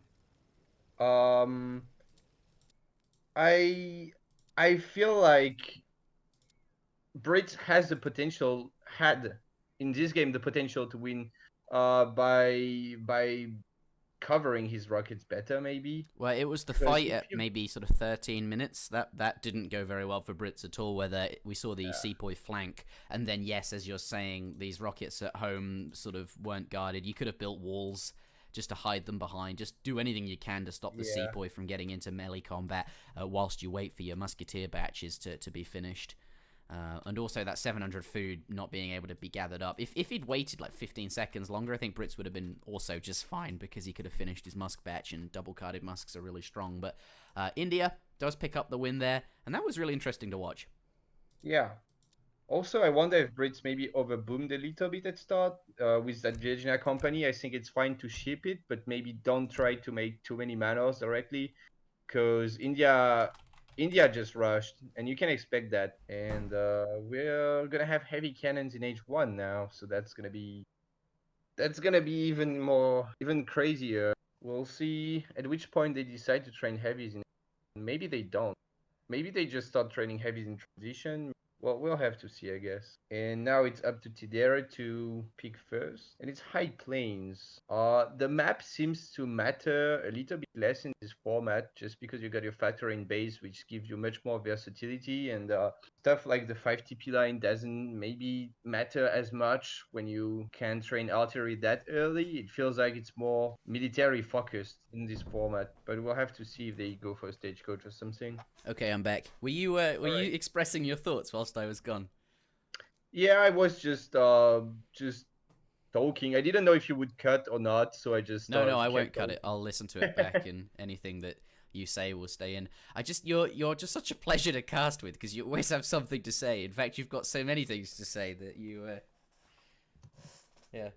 I like it. I like it. That's a good thing. Especially like your streams are so good as well, especially when you turn the mic on, because you just like have this never-ending stream of thoughts even when you're somehow playing in first person. I just don't know how it's possible to have so much to say whilst you're playing. When I'm playing, I can barely play, let alone speak at the same time. So Well, actually, recently sometimes I stopped talking because I realized that I play worse when I'm talking at the Yes. same time. Yeah, So yeah. it's not that easy. The reason I'm talking about this at all is I just want to let people know Kaiser does stream, and you can follow him on Twitch. There is a link below. Definitely worth checking out his streams. And if you've got a rubbish connection or a PC that can't load streams very well, you're in luck, because Kaiser actually streams in 720p with not particularly high bitrate. So stream still looks good, but it's actually very easy to watch as well. But Yeah, people ask me to go down in the quality, so I went down from 1K pixels to 720. But yeah, thanks a yeah, lot. this is perhaps the most interesting one, and probably the most broken one as well, because aging up with the food, the extra food from the factory is really valuable, but heavy cannons are also really, really strong. But you could still just age like at normal time, at like you'd get up to the colony at like sort of 4 minutes, and you could have 2 heavy cannons by that time, although there wouldn't be anything to protect them. But maybe that's fine because I don't know, it's Spain. Maybe that's why he's playing Spain. Let's take a look at his deck. Well, actually, no, we can't. There's nothing in it. But Spain can ship rods. They can ship pikes. That sounds like a great combo with heavy cannons. Maybe we will see him toggle it. Currently on food, though, so actually maybe wants to get the age up in queue first and then toggle the heavy cannons. That would make sense. And remember, Spain have the new Philosopher Prince politician that was changed for SmackDown patch. Costs 700 food and you get 400 food, so he can age up a bit quicker. Ottos also have that, but perhaps he'll be less tempted due to 400 wood politician being available. But he's also toggled to food, so it looks like both players will be going for food for the age up. Both have gone for a trading post, and it looks like Spain making good use of that war dog. Ottoman explorer's taken some hits there, but does get his trading post up all the same. Yeah, we have to keep in mind that Otto can make Abus guns later on as well. So yes, Spain will get anti-cav shipments to cover his artillery. Otto will get Abus guns, which help a lot for the heavy cannon war. I feel like they're just both gonna, go age up as fast as possible. But maybe they will start training heavy cannons in transition. Yeah. Because you want to age up, but then as soon as you age, maybe you just start training heavies directly. I don't know if they will, or maybe they might have it on wood for TPs, but I don't know how valuable TPs are when you can train heavies instead. So we'll have to see. Tidera is aging now. I, by the way, don't know why he made a house that early and not a mosque. Probably a mistake. Remember, it's not like these are optimized builds or Yeah, that we're of super course. used to it. But yeah, you don't need the house, that's for sure. Yeah, but ATP coming in from Bwinner. So I guess Spain have faster shipments, but we've been seeing a lot of people cut that age 1 shipment just because you get to age 2 so fast, and obviously age 2 shipments are better. But ATP here gonna go with that classic Spain style on here on High Plains. He did sort of cut a shipment, right? I mean, he didn't ship 3 bills. Usually you do 3. You're right. Yes. So that's because he's Spain, and he can definitely ship 1 shipment even if he's aging extra early. I want to say that Bwinner got his factory on cannons already, so he will need a house quite soon for sure. But Tidera still has his factory on food, so it looks like he's gonna FF in fact. Okay, we'll see what he wants to do there. He's just stacking so much food. So yeah, I guess it's gonna be an FF, but there's gonna be a heavy cannon knocking at his door quite soon. So yeah, I wonder how he's gonna handle that. Minutemen probably won't be enough to to deal with it. Yeah, we'll see. I'm looking forward to that. Let's take a look at Tidera. He's now up to the colonial age, 400 wood on the floor. He's going to gather that up, and I'm interested to see what his first reaction or first thing will be. Will it be a stable? Is that what he thinks will be good against the heavy cannon? Perhaps he won't even bother. Maybe he'll just make trading posts, although his explorer not positioned for that. Actually, he is going to do that, but there's going to be a race now to this socket coming in there, but he's low HP, so we'll actually leave. And there's a Vil on the side. Perhaps we'll see a forward base? I don't know. He's not spent his wood yet, but it looks like he is going to FF, as you said, is macroed for that. And I wonder if you could just FF as Otto with like the 400 food politician age up. Because look at how many resources he got now with the 700 coin. My point is that I feel like he could just skip the 700 coin shipment altogether, have his factory on coin instead of food. Better. Sorry, continue.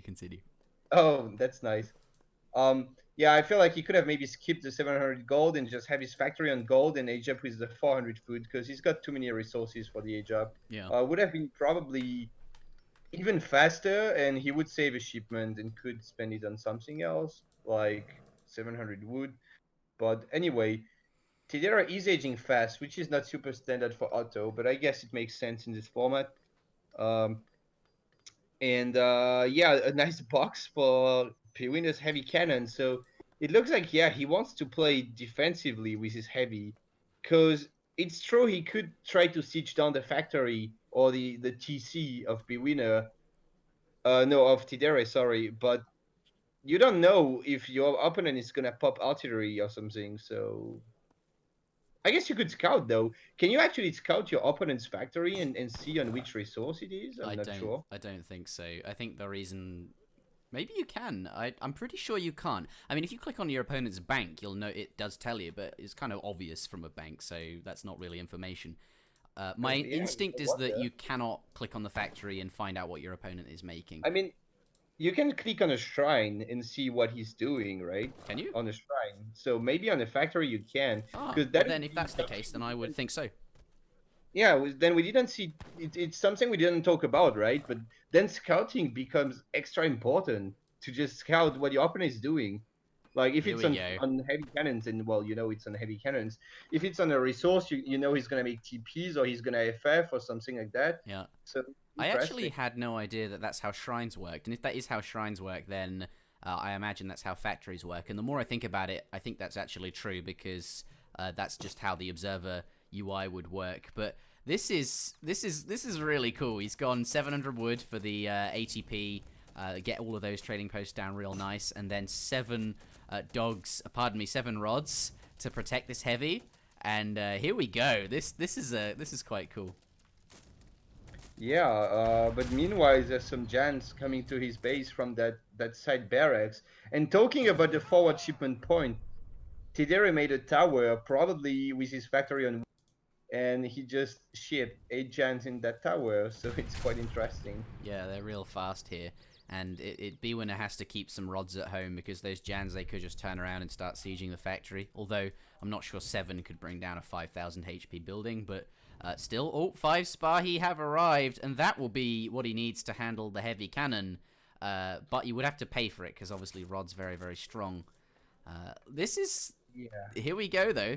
Spahi very strong, and comboing them with Jans. This is like Musk Huss on steroids. Yeah, and Spahis they're a bit like Kriers, right? They got an area of effect.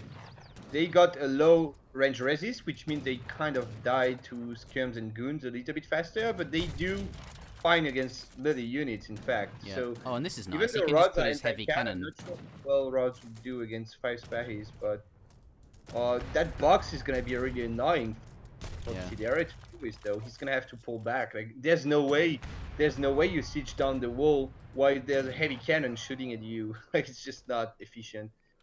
And Bwinner said, "Holy shit!" So I think he missed a heavy. Like he probably he's got only one heavy cannon. Oh yeah, Strength, because right? the house was killed. Like Red Yeah, so sieged down that house. I think that was intentional because. Oh no, there it is. Thank goodness but no, for him. there has to be at least one heavy didn't pop because Ah. there's no way he's only on 2 heavies now. That's true. That's true. So Well, I think that's why he said "holy shit" because he just. Ah, right. Makes sense. We've figured it out. We'll ask him after the game to make sure, but I think actually, yeah, because you get them every 2 minutes more or less, so he should have 3 by now. Right, exactly. He should have 3. And the rods, they are fast, so they can snare. But if I don't know how this fight is gonna go, I guess Bwinner got it, but I mean, oh boy. I mean, that's so good. Rods make such good sense because they'll protect your cannons, like they're anti-cav. That's what they're good at, and they're fast, so they can snare like hussars. So you can get your cannons up in range. This seems like such a strong combo. I'm really impressed with this. But today he has now sent 1,000 gold, and he could start training a lot of Abyss guns from that, and that's what he's going to do. There's a foundry going down now. Remember, he's also Fortress, so culverins are a thing too. But Abyss guns could be really good against dealing with these heavy cannons as well. So that's what the gold's for, I think. And rods are going to be pretty useless without those heavy cannons to sort of function, make that composition worthwhile. So gonna have to watch out for that. If Tidere can kill those cannons in a sneaky way, then suddenly it's going to be a different game for Spain. Yeah, but then again, Spain is sitting on 5 TP stagecoach. We didn't really talk about that. That's true. It's 4 TPs actually. The top left one is down, but still, it's pretty big. And Bwinner is aging as well. He's got 2 shipments ready. Yeah, that doesn't look like a good fight there. A lot of Jans. I like that he's mixing dogs because they have 18 damage and the rod only has 11.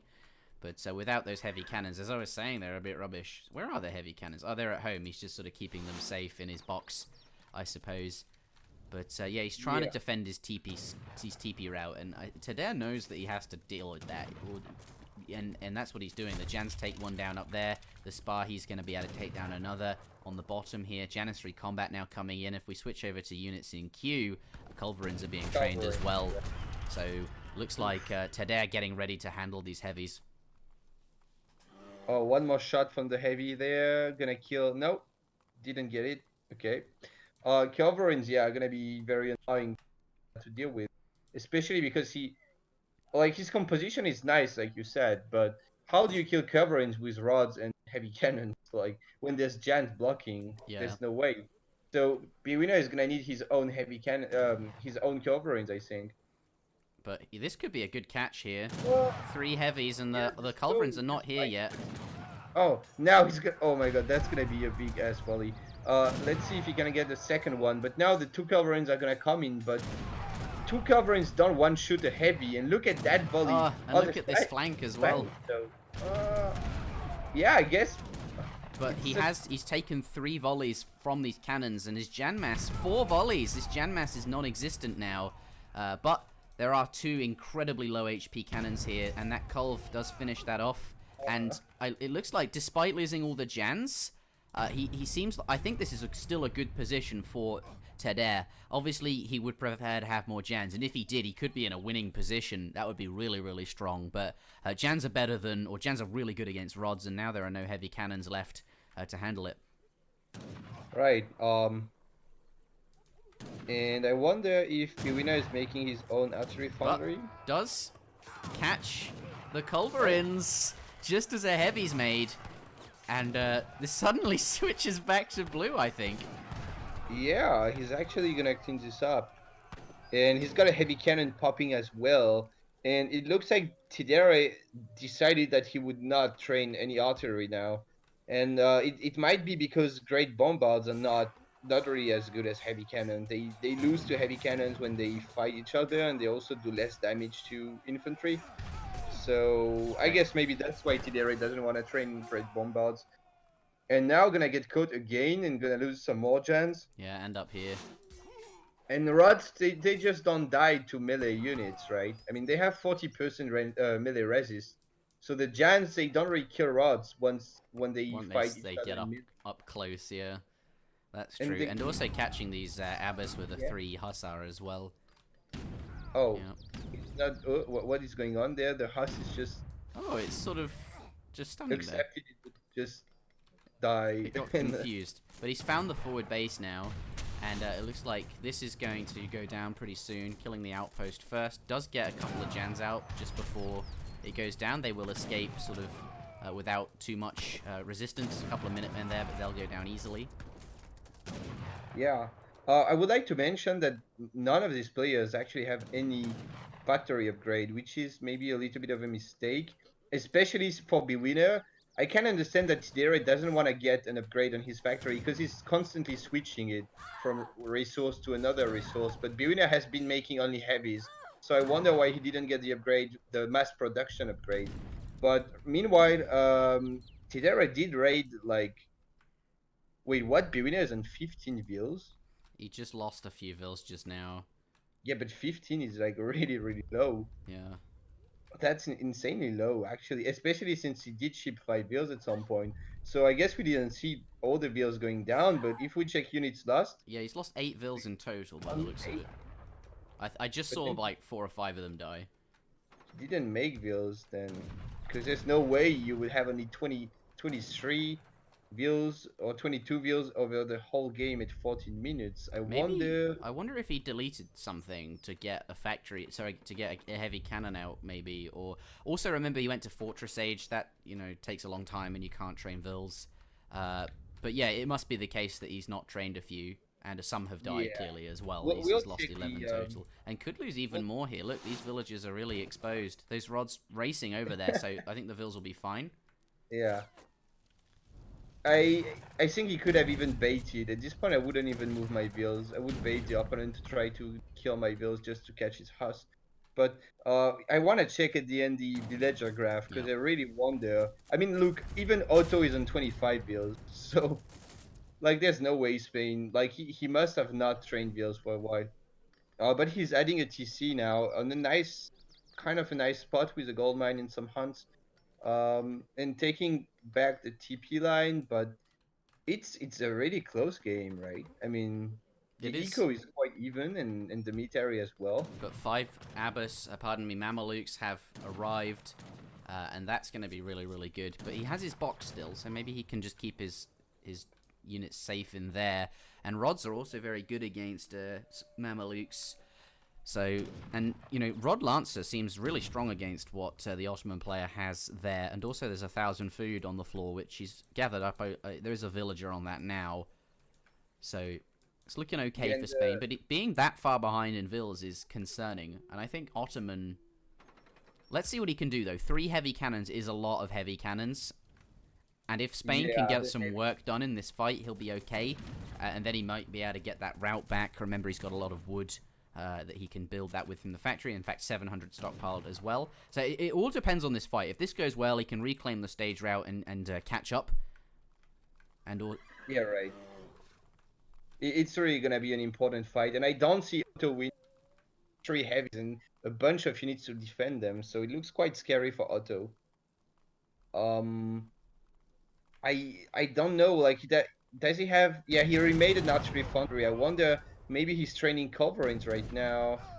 No, Tidera is not making any culverins. It's a little bit confusing. Oh, now he's making one. Okay, but it might be a bit late. We'll see. If Spain pushes a foundry now, then the curves are not gonna pop. But he's drag boxing everything, and he's insanely slow. So, maybe the curves will have time to pop. Ideally, you want to have 3 culverins, because 3 culverins, 1 shoot a heavy cannon, and that would be what he needs now. Let's see what he can do. But coming in with quite a scary army of 3 heavy cannons and a ton of rods. A couple of lancers mixed in there as well. Big volleys on those Jans. And Otto just can't do anything about this until those culls arrive, as you were talking about. There's 2 in production. Barracks does go down. And the 2 culves have spawned. There are only 2 of them, though. But that's still going to make a big deal. But the heavy cannons, I think they see them, and they get some volleys off before they set up. And the second culve, can he pull it away? If that gets the lock, that is... Okay, culve is safe. Yeah, but what culve? 1 culve eventually will kill the heavies, but it takes forever, and meanwhile you have time to lose your entire army. Yeah. So you really need more than 1 culve, and he needs to rebuild the foundry like here or something. He really needs more culverins.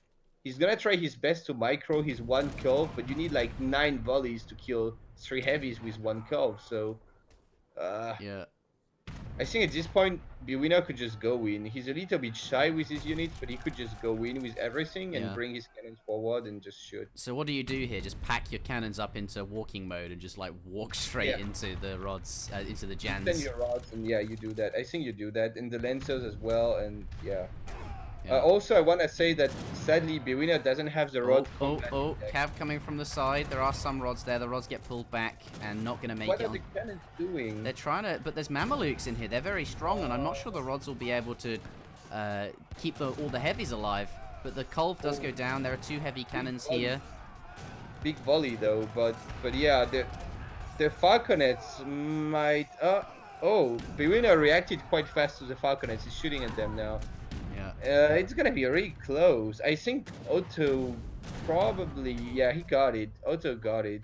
The rods are just gonna kill the falcons and then just run away. Yeah, that's fair. So that's no, he's gonna stay and fight.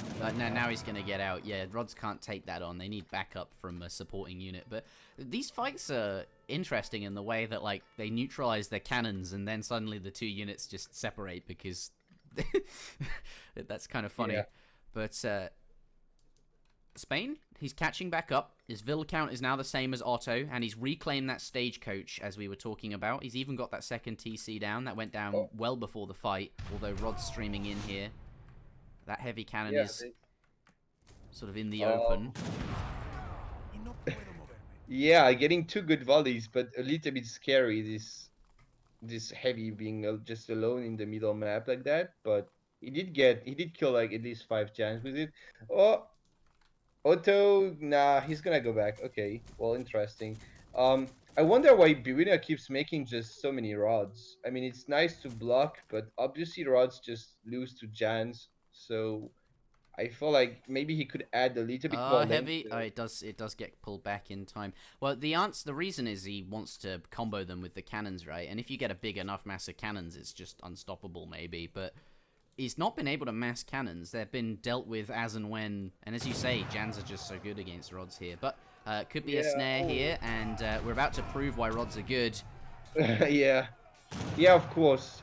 But I just mean that Giants and culverins beats rods and heavies, right?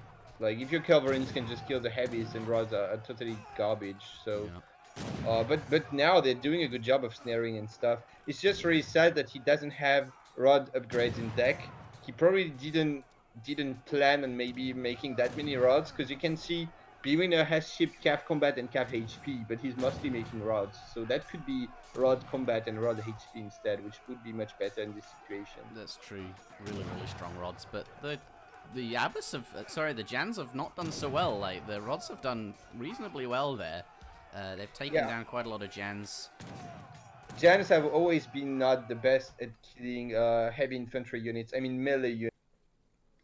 Because they have a low attack, so Yeah. they can't kite as well as other musketeers.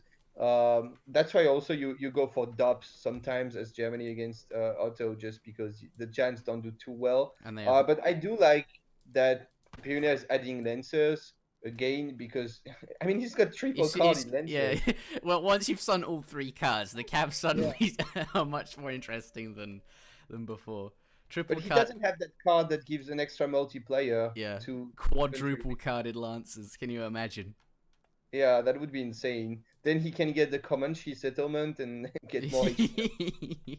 But 3 culverins here. But is it enough? There's the rods. They're just like getting stuck in there. Oof. Yeah, it's gonna be... The curves are kind of not really shooting at the heavies. Okay, now they are. Doing some 360 for the style. And one heavy is still up. Looks like Spain won. Yeah, GG. And we were told on the forums that, or lots of people were saying at least, that the factories in Age 1 where you can make heavy cannons in Age 1 would just be a silly artillery war where both players make a heavy cannon and it's all about who can win that war in the start of the game. But this game is actually really interesting, and now Tedder on match points. No, it's actually 2-2 now. Oh, pardon me. I got the wrong player. Sorry, Bwinner. 2-2. Even better. Yeah. Yeah, it's true. People talked a lot, including myself, about the heavies being like really lame in Age 1 and stuff. And in this game, it wasn't really the case. I think Bwinner started training artillery only in transition. But then again, you can't really draw any conclusions from just one game. We would need to see people playing more games, and it would maybe the meta would evolve, you know? That's true, that's true. To watch. We were talking about villager count earlier in the graphs. Oh, yeah. Let's take a look at that. There is a big raid that sort of happens at, by the looks of it, the 13-15 mark, and he goes from 21 vills to 11, which is a big raid. But he also just didn't make vills at true. like 6 minutes in H2 for a long time. He didn't train vills.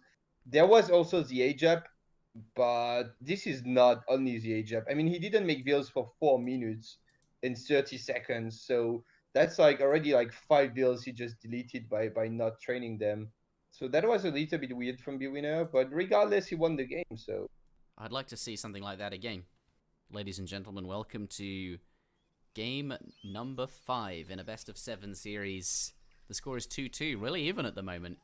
And we're going to be doing heavy cannons in Age 1. That will be allowed. Is that stuck in the factory? That I think it might be. It's just sort of, we'll see what happens. He's sort of standing in the doorway. No, he's out. He's fine. Okay. The Ibex was standing inside the blue factory, but he's sort of come out there. But British factory immediately toggled onto rockets by the looks of it. Is not gathering food or anything like that, and is going to be placing down 2 manor houses to get the villagers. Not going to be going up with that 10-10 or that Virginia company as we saw in the previous game. Perhaps just going to go for a standard age up time, and we'll just have a couple of rockets by the time he gets to Age 2, which could be really, really interesting. Germany, though, his factory is toggled to food. He will be going up to the next stage as fast as he can, and as we like to see, as we usually see, Germany has placed down a trading post. They're going to get his XP, all normal things. But really interested to see then. This is the second time that we're doing heavies in Age 1. I want to see how this goes. We've got to show it because, you know, just to prove it. And I think people would be disappointed if we didn't. But we think that heavies and rockets and artillery in general in Age 1 is a bit ridiculous. and will probably result in maybe less interesting games in the long run. Obviously, to begin with, they'll be super interesting just because of the novelty of it. But if you were to, I think if you were to play one game mode over and over and over and over again, training the rockets and artillery in Age 3 probably has the most replayability in terms of like diversity of gameplay and how much we'll enjoy it in the long run. But for now, we have to test these things and prove that it is ridiculous. We've got to settle the argument that was started on ESOC, and that is what we're going to do today. Yeah, and I wonder if Bwinner is just gonna make maybe one rocket and then switch to food and age. Well, I want to see now if he keeps making rockets. But anyway, he did chop for an extra mana, sort of. I mean, he got a 50 wood treasure, so he was able to make 3 manas without chopping too much. And that gives him the pop space, right? Because with only 1 mana now, he would be in He would big be trouble. popped, yep. Yeah, so no, that one rocket going forward. He's going forward. Let's go. Is he gonna go Oh, treasuring with a rocket? That's how you. But I don't think that's a very good use of your rocket. I mean, It's gonna miss. It's not ever gonna hit. oh no. I feel like he could just take the treasure with his explorer alone, and That line got annihilated. Just one banged it. But yes, you are right. The rocket could be going up to the trading post or something, right? And there's nothing German can do about that. I would just go in his base, stay at 28 range, and just apply some pressure. You could just attack the factory or something. And what does your opponent do then? I mean, killing the TP is cool, but that rocket is expensive. It's delaying British age up by a lot. You have to do a lot of damage with it to make it pay off. And I'm not sure like taking a 100 foot treasure and killing 1 training post is exactly enough damage to justify aging up that much later. Yeah, that is a good point you make. But remember, half the power of the rocket is sort of massing them, and to get 2 rockets, you do have to first train 1. So that first one, obviously, perhaps, not quite. And he killed a villager by the looks of it there, so that's also some extra damage that the rockets achieve. But to get the 2 rockets where you're really powerful, you do have to make 1 rocket, which is not going to be quite so good and not going to really achieve much. But here it has done a reasonable amount, I think. But he does now have to get home and be careful, because 2 Ulans from a shipment is going to be quite good against an exposed rocket. I think a rocket is gonna one-shoot an Ulan. So, but yeah, the thing that Germany is up earlier because he didn't make cannons, and he's got a stable up already. So it's like the window where the rocket could really do some damage is already sort of over, and now he will have to wait until he can get musketeers out to cover his rockets. Yeah. So again, it's not. Yeah, he still has the rocket. It's not like he got the rocket and now he can do nothing anymore with it. It's gonna still pay off this rocket later on because he can fight with it. But I'm personally a little disappointed with the damage he did. I feel like he could have maybe been more aggressive. But we'll see. That would have been cool. Like, imagine if a rocket was shooting since all that time on the factory or on the TC. Maybe Tidere would have needed to like pull his wheels to try to kill the rocket. Yeah, Vil bash it down. Because obviously the TC range is not gonna hit a rocket. Anti-ship of 40, but when the villages are garrisoned, it's actually less than that. So rockets could. 40 as well. Oh no, it's 32, but it's more. It's enough. That's true, and the factory is a bit behind the TC, so maybe you would have to put 10 Vils in the TC, but still, that's a lot of like gather time missed. 75% range resist is a lot, but 3 rockets now. It simply wouldn't kill it, yeah, because TC also has a multiplier. Like it does only half damage, and then you got 75% resist on top of that. Ooh. So you need forever to kill artillery, and Ulans died to rockets because they're slow HP. Yeah, they die in 1 hit. 300 damage is definitely greater than 180. Yeah. So okay, that raid was not so successful, but he did force Minutemen, I guess. Well, yeah, that's. So it looks like the plan for Bwinner is just to sit there with his rockets and a few mosques and just like mass up some rockets. And I think at this point the problem for Germany is that he's making heavy, but realistically, he will not catch up in the artillery count, right? Like, there's no way he can beat. Come to me. Yeah, there's not a lot you can. It's kind of funny that artillery counter cav here. Yeah, and there's no way Germany can catch up in the artillery count. So I'm not sure what the plan is. I feel like Germany should have maybe not made heavies at this point. Like, it's probably too late. Maybe you want to just go H3 faster with like a factory on coin and then Get up, train culverins. get culverins. Yeah. Because the one heavy he's gonna get now, or maybe, I mean, when he gets two heavies, Brits will have like 4 rockets. So what is he gonna do with his artillery? I'm not sure. That's true. You make a good And he point. also Like, doesn't is it have even worth trying to catch up? It seems more Yeah. worthwhile to get a culverin or something. Ted Air, though, he sent 700 gold. That is now being gathered up on the floor, and it looks like he's macroed to go up to the Fortress Age. So he could still add in those heavy cannons. Yeah. Pardon me, we know what we... Yeah, culverins. And he'll also Yeah. have a heavy cannon, or a few actually, so maybe a couple of culves and heavy cannons of his own. Once you start mixing the culves, then will it matter that he's so far behind? Maybe it'll be okay. Right. Yeah, if he can get curves and heavies, then it's alright. But then again, Brit is really ahead in eco because it's Brits, and he did boom quite a lot. He shipped his 5 wheels and he's almost max mana. Germany did not get a stagecoach, which is questionable. But he might maybe get it soon. Um, so yeah, I still think it's quite. I mean, it's quite Brit favored. Germany is forced to train coverings, which could do a good job, but he still has to make coverings. You know, while Brits is totally fine there with his rockets, and he's gonna make so many musketeers soon because he's got so much eco, and well, we'll see how it goes. But I think unless Germany gets a really good covering trade, like he will have a lot of trouble dealing with this British army. He really will need to micro his coverings quite well. Yeah. We'll see how it goes. Four rockets. And this just seems so strong from British because Germany can't enter his base. We saw how effective the rockets are. They can even one-bang the cav. So even when he had like hardly any musks, the rockets were still really fine in base, and it meant that he could just boom, gets 200 mana pop, which he did. He even called Minutemen just to make sure his rockets were fine. Like, he was untouchable in his base, and now he's at 200 mana population, and now we're going to really start seeing a lot of musks and those upgrades as well. There is a raid in the bottom, though. It does pick up a Vil. Ted Air is being diligent in the raiding, but rip Cav.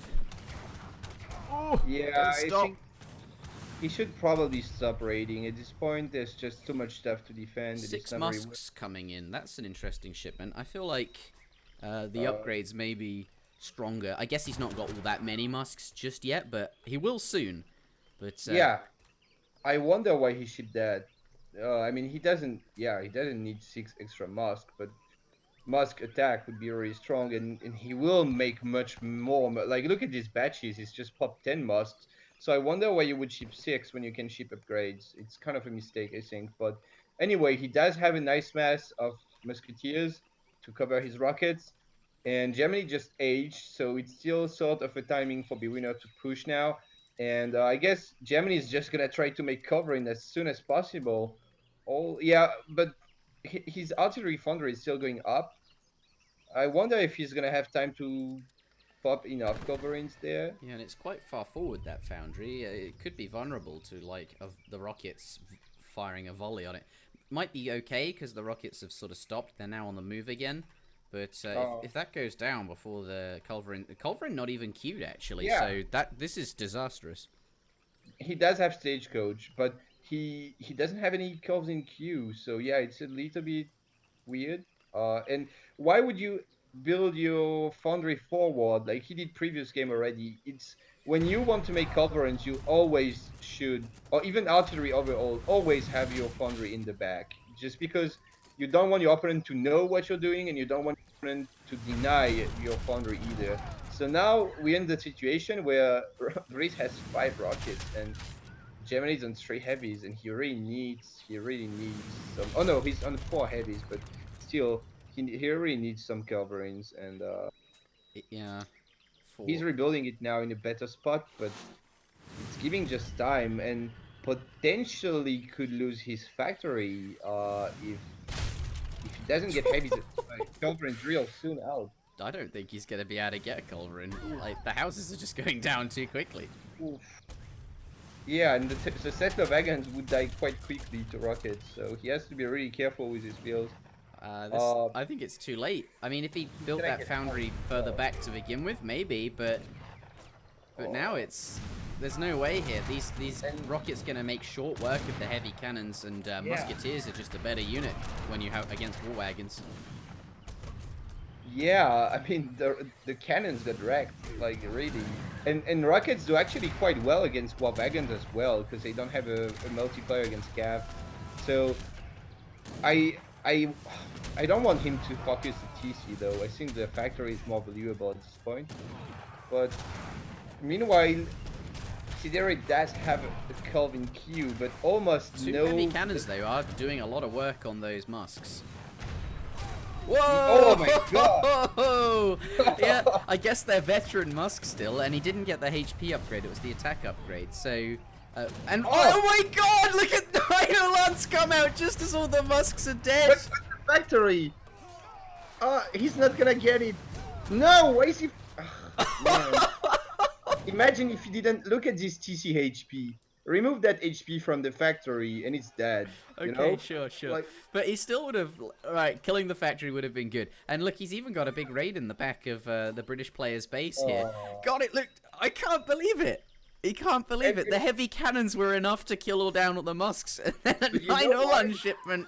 That's all you need. You also know why this happened. It's because Bwinner is aging. He's just too greedy. Imagine if he just spend his resources on like 10 or 15 hussars. Right. And had more units to defend the heavy cannons. Okay, you're right.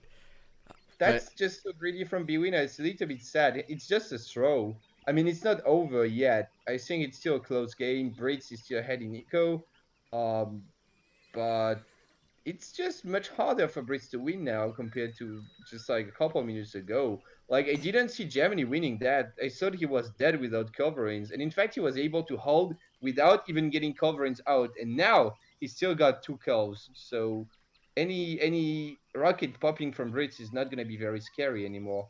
And his factory's still alive as well, as you were saying. Hasn't repaired it just yet, but can do that. And now Germany's looking very, very scary. And he's stacking the mass production on it now, which is a little bit disappointing, sorry. Because he made so many rockets, the upgrade would have paid off a long time ago. Alright. But... Alright, this is a game. This is a game. Yeah, this is now looking very scary the other way around. We'll see if Bwinner can pull the same kind of hold like Tidere did. But Tidere is, in my opinion, acting a little bit smarter here. He's just shooting directly at the factory. And that's just so much pressure on Bwinner right now. Because if you use that factory, it's not exactly GG, but it's huge. It's absolutely huge. Yeah. It's just, it's worth so many resources, and the rockets are obviously so strong. But let's see what he can do. I just, with the culverins there covering the heavies, I don't think that rocket can do anything. No, it can't. And he has to fight here, otherwise he will just lose the factory. But he's got a Culvin Q. Let's see if he can get a couple of them out. But those heavies are making short work of the infantry. Yeah, he needs to kind of buy time and sack his musketeers, and which he's doing, and then hope to get curves out. Also, the Uhlans were not veteran, which was a little bit sloppy from Tidere maybe, because veteran Uhlans would have been much scarier. But yeah, it's just looking really scary for Bwinner. Okay, let's see that culve then. It's about to pop. There's only one, but he's Rocket, got a lot of wood. Maybe he could sell some wood and get a couple of culves here. Rocket also pops, which is going to be helpful versus the units, but it doesn't look long for this world. It does, and the culve pops out, but I think it's in range of the heavies. It is, and it's going to get obliterated. And that is going to dash all of Bwinner's hopes for staying in this game, I think. Yeah, that's very sad, because he's also stacking 1k5 wood, and he could have got like 3 or 4 kills out if he just macroed better. Even selling his wood, it sucks to sell wood, but if you already have to get like a batch of kills, then it's worth it. Because now he lost. He literally lost the game. I mean, yeah, the factory is down, and then the TC gonna go down, the foundry gonna go down, and then what? Germany's ahead in eco because it's got stagecoach and because the factory is down now. Yeah. So, and yeah, I don't know. Bwinner trying to drop a TC on top, more because he's got too much wood than because he actually wants a TC. I think. Yeah, I think so too. So it's just looking very, very sad. Well, he will need a TC. This one's gonna go down by the looks of it, but yeah, I agree with you. I don't know. I don't think you can like war wagons and heavy cannons. Like, I just can't. I don't know what you do here as Brits. Well, you can deal with that unit composition if you just have units. But when there's 80 gap of military pop, yeah, then it's just not possible. And it's true that war wagon plus heavy cannon, I mean war wagon plus artillery overall is quite decent. Damn. But By aging yeah. is the answer, Bwinner, but it's very easy for us to say that sitting in our position here. Yeah, how can he lose this? I mean, it's true that he was in a commanding lead when he was pushing the German base, but he just loses by aging at the same time and not focusing the factory, and I don't know, maybe just a little bit of sloppy unit control in Tedere's base. It did feel like he couldn't lose. He felt like he really couldn't lose from that position, but he did manage to throw, and Tedere did manage to hold. With the 9 Ulan shipment was clutch as well. That was a really fun game, I think. Yeah, that was really fun. It was really fun. It was fun to see the 9 Ulan pop out and destroy all the rockets, Yeah. even though, like, it shouldn't have happened. There should have been more muskets to defend them. And I think against heavy cannons, musket HP might be the better card to start with than musket attack. Maybe, yeah. Then again, he could have got both of them if he just didn't ship 6 masks anyway. He could have got double-carded masks, which would have been better. There's a lot of small mistakes like that cost Bwinner the game, I think. Yeah. But he's got a nice counter raid here. I mean, the middle there, but there's 1 heavy and 5 war wagons coming in, so... Oh, kind of weird positioning from Tidera. Is he gonna lose a heavy? Oh, the heavy shot, but it did almost nothing. The heavy is gonna die to 2 hussars there. Yeah, that's if you attack a... That's the thing, right? When you get right up close to a cannon, it doesn't seem to do its full damage when it shoots you. Yeah, sometimes it doesn't. And also, like, Tidera is just focusing the mask with his war wagon instead of saving his heavy cannon, but does it really matter? I don't think Tidera really cares at this point. He's even losing his heavies to musketeers mode. That's a That raid. doesn't matter. He's up 100 pop, so, you know. This will be a fun raid. Let's watch the Vils go flying. Oh, come on. No, shoot the Vils. Oh, I didn't Shoot see them. that. Shoot them. Ah, we don't even get to see. Oh, Oh. GG. And Ted Air pulls ahead. Yeah. Yes.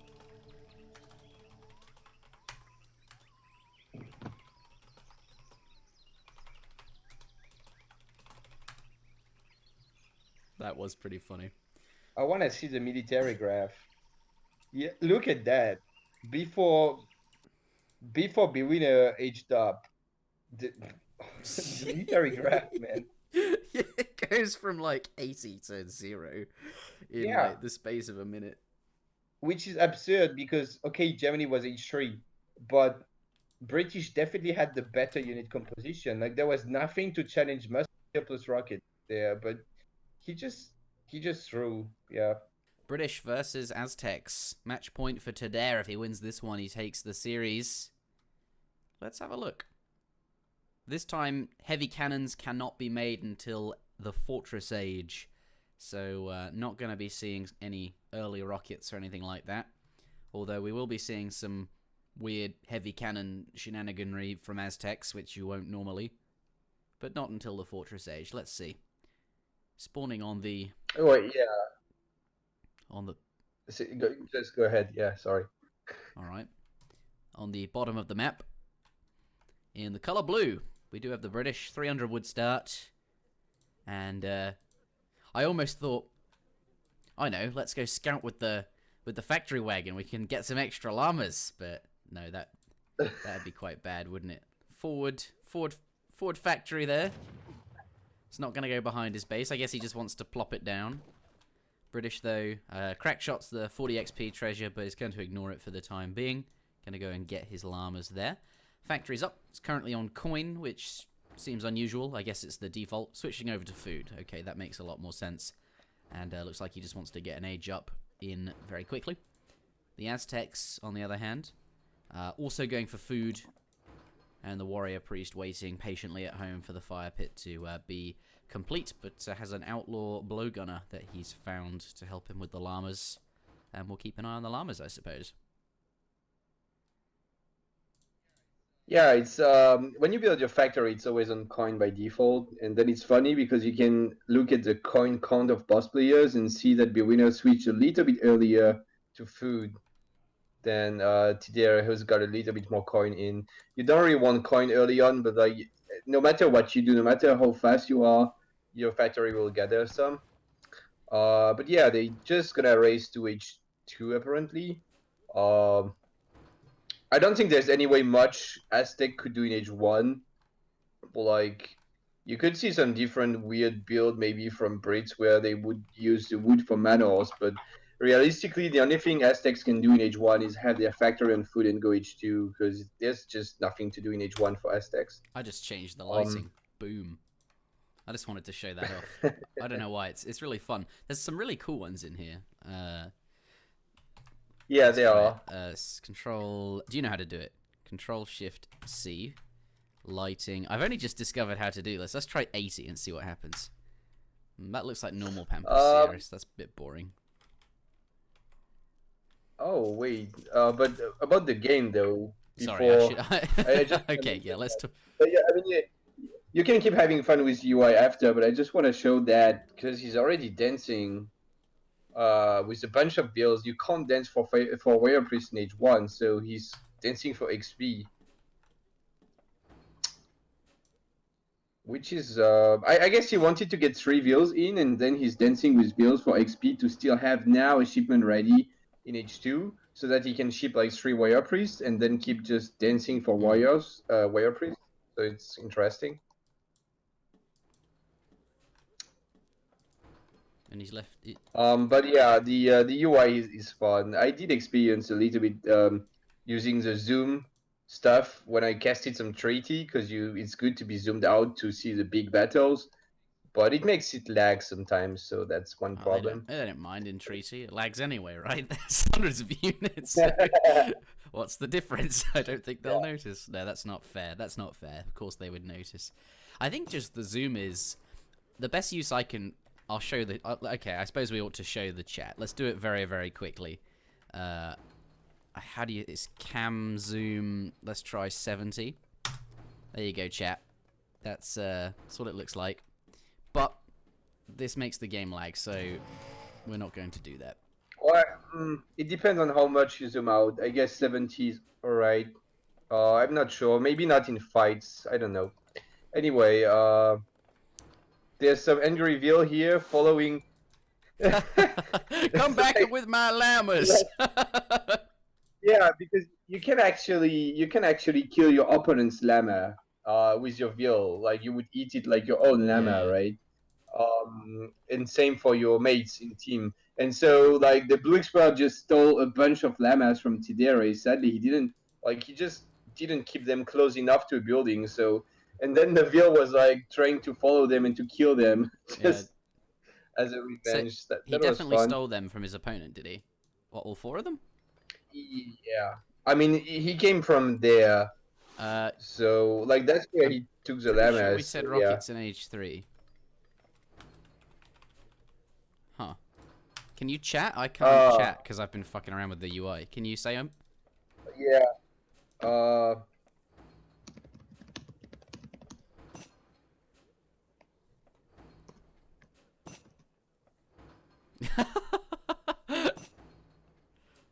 Okay. Well, I guess okay. It's gonna... Okay, so if it's okay, then we'll play on.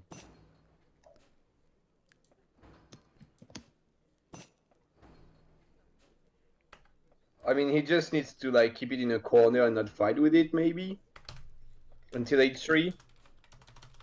It's okay. Oh if well, you up to them. wanna I don't mind play anyway. on.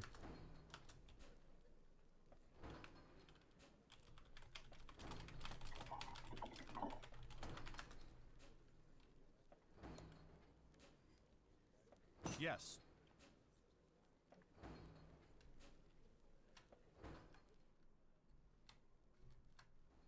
Hmm.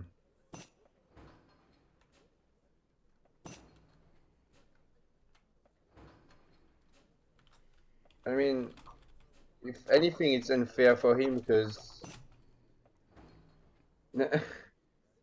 I think they should just play at this point. Alright, I was gonna say re is fine. Oh yeah, or we It's can only re. 4 I minutes. don't mind. It's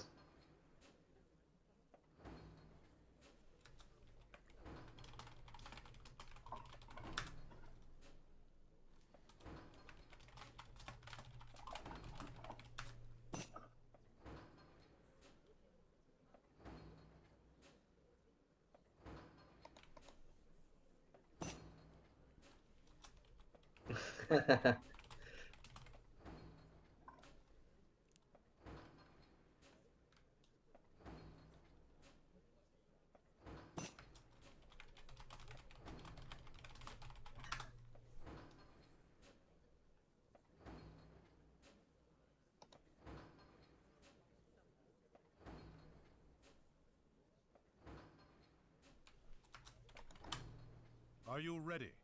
Yes. Yes. so okay. Okay, so welcome back everybody. I'm not sure how I'll end up editing that. Maybe I'll just speed it up, maybe I'll delete it.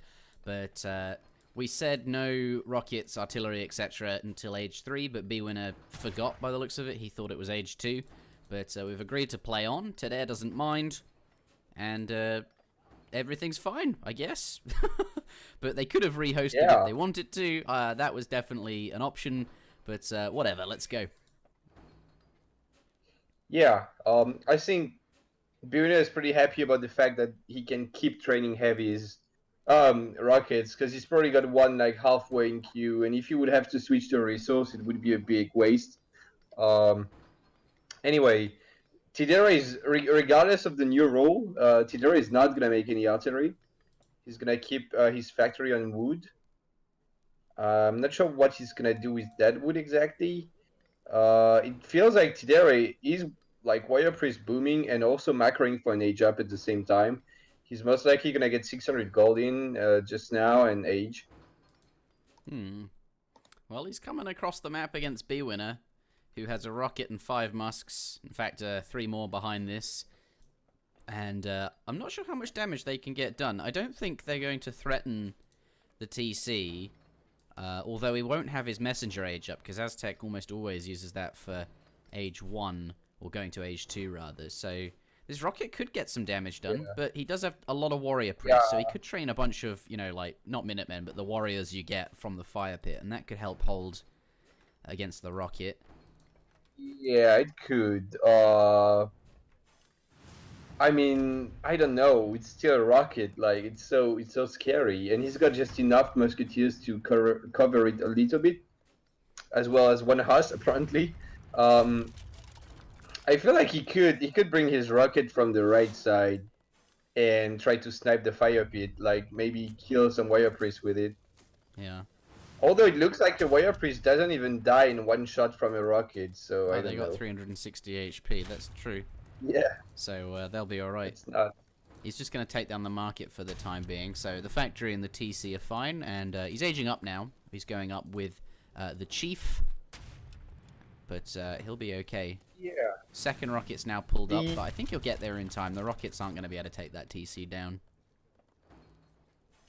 The Aztec war chief is known to be like really strong against artillery with swashbuckler attack or whatever it's called, and especially against rockets because heavy cannons have more HP and they do much more damage against infantry.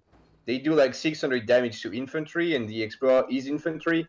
Whereas the rockets do only 300 damage. So my point is that these rockets are going to be really weak against that war chief. when he gets the smoking mirror card. Not if the war chief takes damage from rockets, though. Yeah, but then again, he can also revive it almost instantly from that fire pit. So I think it's actually really smart from Tidera to just go And he's for got that. 3 shipments stacked up. That's insane. Now set to bending one of them, Yeah. but the chief is just in, so he's going to have his swashbuckler ready. But yeah, he died before he could get up and able to use it. Yeah, before he gets smoking mirror, it's not gonna be a super scary Yeah. war chief. He does have some coyotes though, which can help a little bit.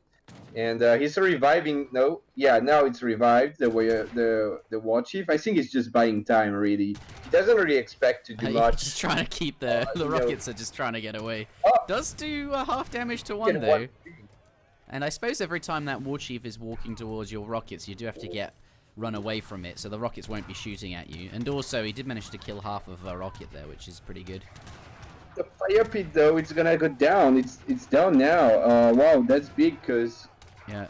Cause Well, what he do you builds do a new now? fire pit with lots of villagers. But now the factory's being targeted here, and this looks like it could be over. Yeah.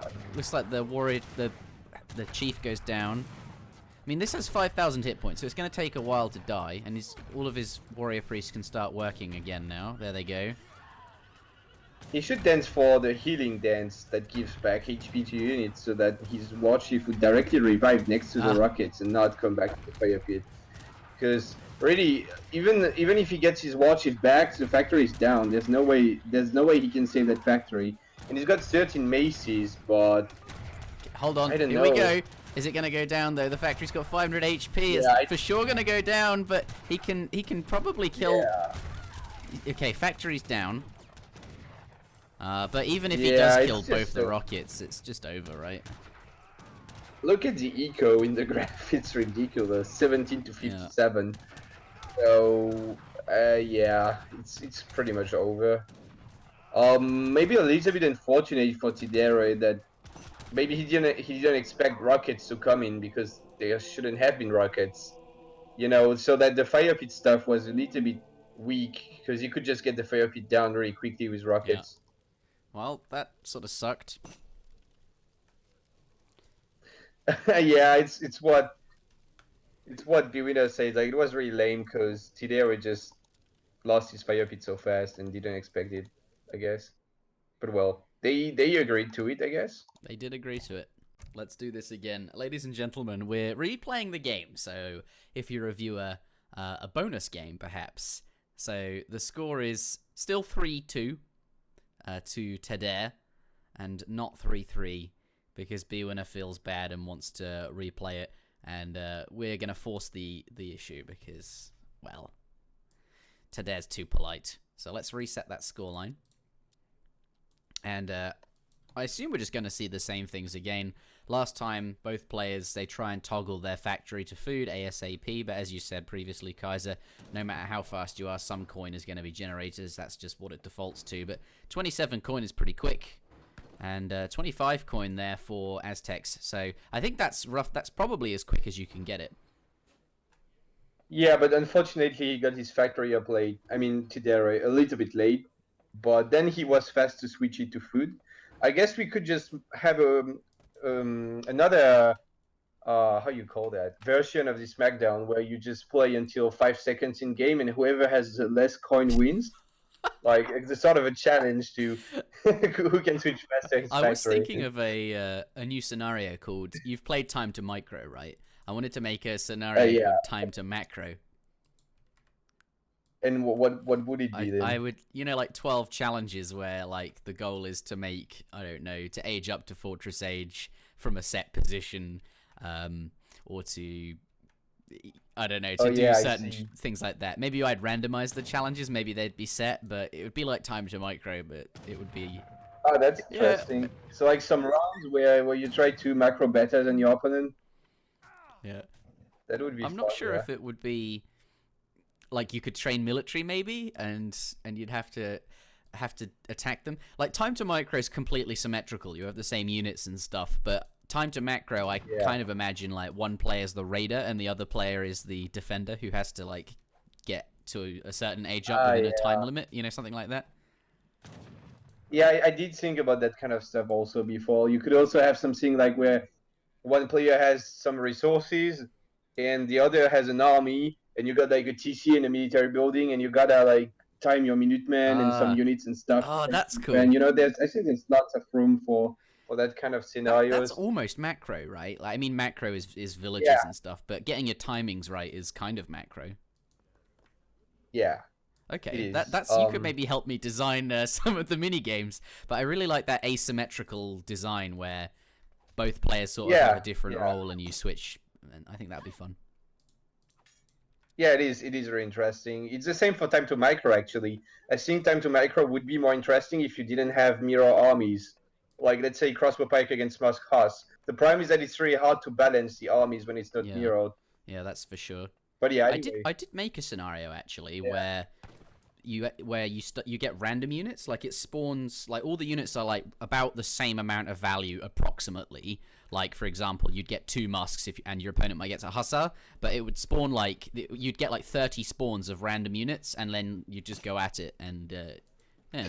Ah, yeah, I remember that now. I think I Maybe remember it. if I've still got it, I can show you after this actually. But let's talk about the game, I suppose. Looks like Bwinner's gone up with Virginia Company as his first shipment there, and is going to skip his 3 vills because you kind of have to if you want to go with that. And factory's now on wood, and I'm sure we'll see 700 wood arrive, and we'll use that to spam down a whole bunch of manor houses. Looking good. Today they're doing the same build actually as last time. 3 villagers on the fire pit. And then XP danced to get the 3 warrior priests, and is going to then spawn warrior priests here, as we can see. So doing the same build as last time, except now he won't be up against rockets, which is pretty good for him, I suppose. Yeah, right, definitely. And I think Bwinner also adapts to the fact that he's not gonna train rockets. He was more aggressive previous game because he did have the rockets, but now that he can't train them, he's just decided to go greedier and just like go for full manos probably. And I don't expect him to drop a military building just yet. Might just go FF after the mana boom is finished.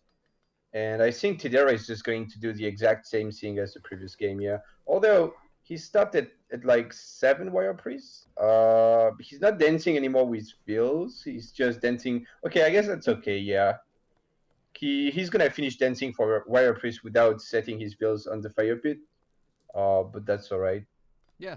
And he's gonna maybe not go H3. Maybe this time he wants to a little bit mind game Bwinner, because maybe Bwinner expects Tidera to do the same thing as previous game, and maybe now he's just gonna stay H2, because I mean he's not gathering any gold or anything, so No, well he is with his factory. Well, sorry, Bwinner, not Tidera. Tidera's still on food yeah. there. Yeah, we'll see what he does. Currently, well, clearly warrior priest booming. He's got 9 out of the 10. And he's very nearly there, but it's unclear what he wants to do sort of after that. Does have 5 coyotes. They're coming out to raid. Yeah. But Bwinner, on 200 mana pop now, he's sort of fully boomed, and his economy is looking really solid. 50 villa eco here at 5 minutes. That does include the factory, Yeah, of but course. it's gonna lose some of them. It's gonna lose 1 bill at least, or probably 2. And it's not too bad because he's braids, but you know, he'd rather not lose wheels, and it's gonna idle him a lot as well. But he might have some units in queue. He has 1 musketeer in queue, and he has more than enough resources to finish the batch. Yeah. But he was macroed to H3, and he's gonna have to delay that a little bit. Yeah, those coyotes actually really, really nice. They're causing him a lot of issues. Yeah. There. Coming in at just the right moment, and also another 4 coyotes on the bottom here, so coming in from 2 sides. He's going to pick up another villager kill there. Really, really nice for him. That makes 3 in total, and let's see what he can get done with the 4 on the bottom. Looks like Bwinner is going to see that, and those coyotes not going to be able to kill anything. But Bwinner does get his age up in queue.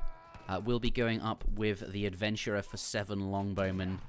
And the coyote's also going to kill that explorer there. Let's go take a look at Bwinner then. So, following up the warrior priest boom, he's sent 5 villagers and 600 gold there as well. So, looks like he's going to be wanting to go to age 3 pretty soon.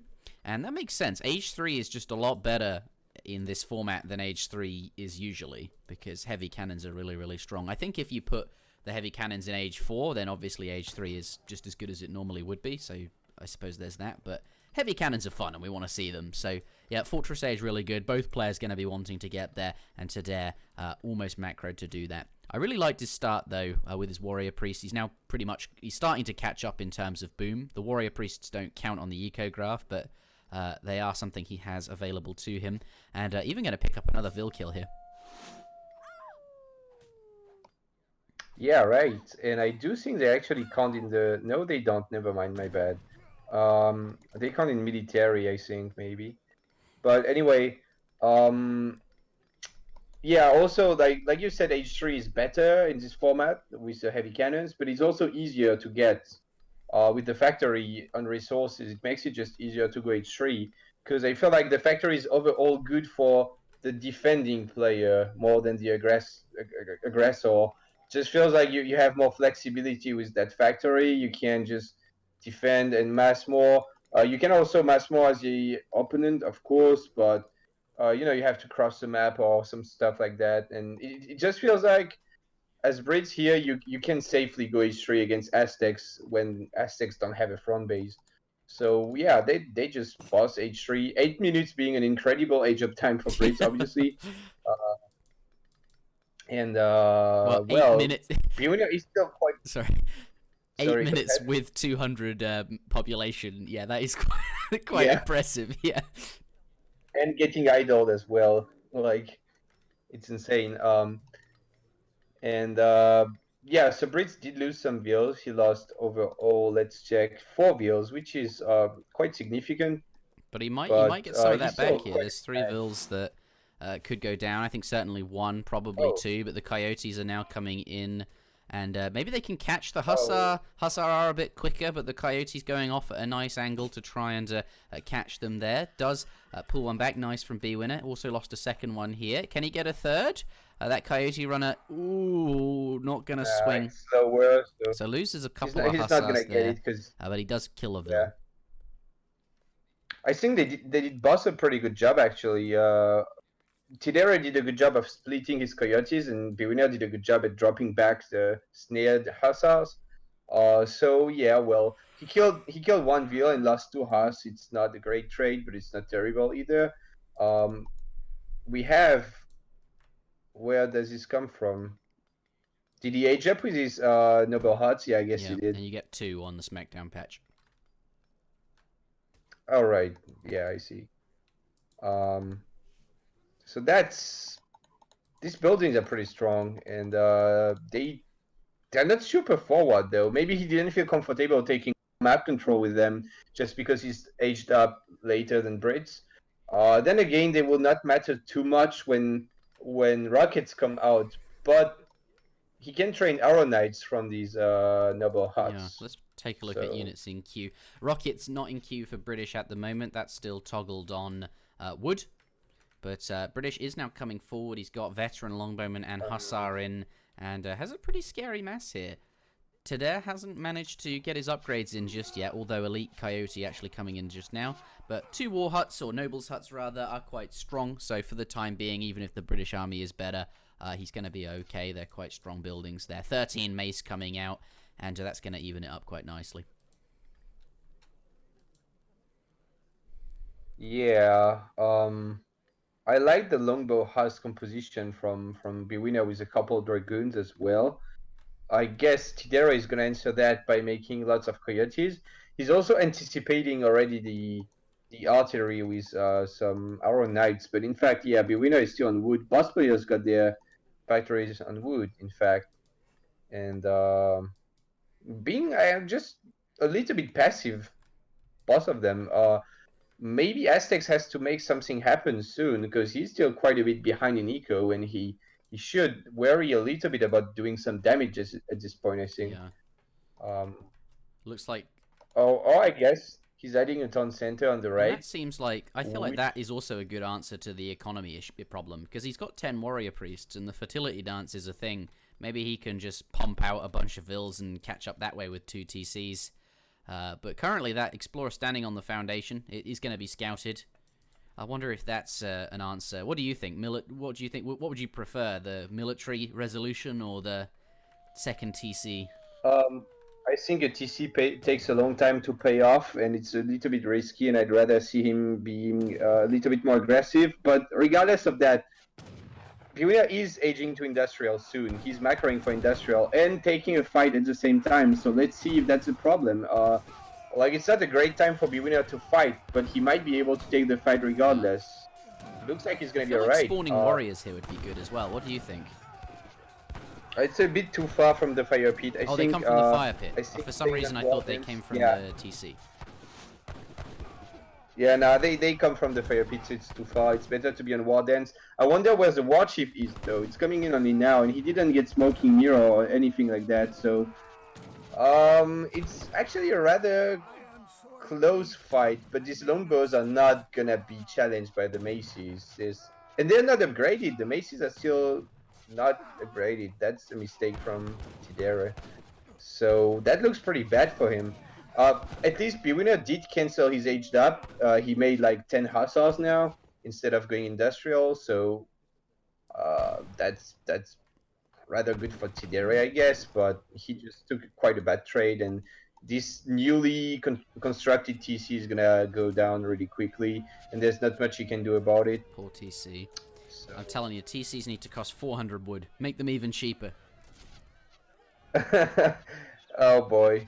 500 wood is already quite cheap when you think that 100 wood is already for the 10 pop space it gives you. So the TC effectively costs only 400 wood, if you see what I mean. And you get to call Minutemen from it if it's a European civ. And it's also kind of like an outpost, so if you count 250 wood of that... It's quite cheap. It's quite cheap. Actually, the most expensive thing is probably to keep training wheels from that TC, you know?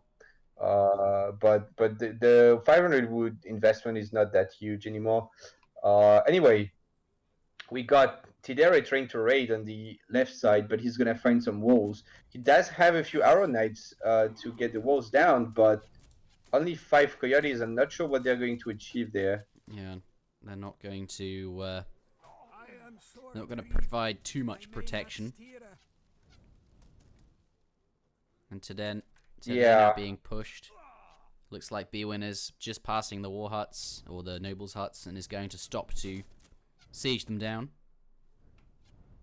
Yeah, and Bwinner's got a shipment on the way, and I'm pretty sure it's calf combat, because he's pushing at the same time that his shipment comes, so it makes sense that it's an upgrade and not a unit shipment, because you would wait for it. And now, yeah, calf combat is in. And that's a very scary British army. And raiding party. I think he can bring down the factory with those. He's nothing here to defend against them just yet, and nothing in Q either. So that factory could well go down. We'll keep an eye on it. Let's click it there. They're not that insane either against buildings. I mean, they do siege, like you can see, but it's going down slowly enough. I mean, Bwinner could just call Minutemen. He's sending back some Huss, though, which is fine as well. Yeah, the Huss will handle that quite nicely. Okay, they're not going to tear through that super first. 2 Falconets coming out. And looks like, though, Bwinner is cleaned up. He's killed the forward war hut and the 2 nobles' huts there. And now is going to be able to push on the main base. He's got his 2 cannons. They've just arrived, and they'll be coming forward very shortly. Yeah, British is just so good in this format. Like, it's insane how fast they boom, especially if not pressured. Like, I feel like the plan of Tidere was a little bit optimistic. Like, it's already hard in regular sup to just go for a boom as Aztecs against Brits. Usually it doesn't work. You have to be aggressive. And now in this format where Brit can boom even faster with the factory on wood and make that many manors so fast, it's just really, really hard for Aztecs. And now he's losing more wheels, and I think we'll see GG anytime now, because all these wheels are in a very, very tough situation now. And Bwinner didn't see them. Okay. I guess he wants to take the fight there, but it doesn't matter. He's gonna crush the fight as well. Well, let's see. I'm pretty sure British wins this, as you say, but at least he's gonna give it a go. But bar from a miracle happening and Bwinner deleting all his units, doesn't look like he's gonna have any chance here. Yeah, and then again, if he deleted all his units, he would probably still win. So it's just really That brings the over. score up to 3-3. We're going to get all 7 games in this SmackDown. Yeah, indeed. So yeah, there was just one big fight, and Aztec sort of lost it. And but just if you look at the graph, like it's insane. Brit gets 38 bills at 4 minutes 50. So he's done. He's done with his manor booming before 5 minutes, and he got also 5 bills, and then after that he just got H3. So it's just insane. Yeah, so you got to make, in this format, to actually balance it, manor houses need to cost a lot more. Yeah, or well, I don't know. I just feel like it's a format that just favors some Yeah, civ. and that's some fine, civs. right? Like, it's SmackDown. It's not Yeah. supposed to be balanced for every civ. In fact, the Nah, fun of SmackDown it's is finding definitely out not. which civs are the stupidly strong ones. Yeah, right. And Brits is kind of an obvious OP civ in this format. But then again, yeah, I believe Japan was really strong as well. If you remember that game on New England, and Dutch is also really really strong. So now that's the last game, and Bwinner has to pick first, and he can't be Brits anymore because he just won with it. Brits would have been really good on this map. Otto. Otto. Okay, that's interesting, because we've talked about how great bombards just aren't as good as heavy cannons. And Yeah. that seems to be, you know, just sort of ignoring the fact that you have a factory or that you can get those super powerful units. Maybe he will make them anyway. They're not by no means bad, but I guess the factory and aging up faster than usual is maybe good enough for Ottoman. I guess he could just go for pure Jan and then produce some heavies from his factory. He could even maybe get, great bombards. He could even maybe get the upgrade, the mass production upgrade before H3 just to be ready and just to get like bombards really early in. But it just, I have a feeling Bwinner will go for water boom. We'll see, but I feel like he will water. Because water would make a lot of sense when you can ship Schooner's first card and have your factory on wood. That's So we'll true. see. And he is B Fisher after all. Yeah, exactly. Let's see what happens. Although I would really, really like to see great bombards, because even if they're not as good as heavies, they're definitely more satisfying. Well, he might just go FF after water booming anyway. Or I mean, maybe I'm wrong. I don't know why. I just got a feeling he's gonna go water, but we'll see. We shall see indeed. Factory goes down, and he's sending his explorer straight to the TP nearby.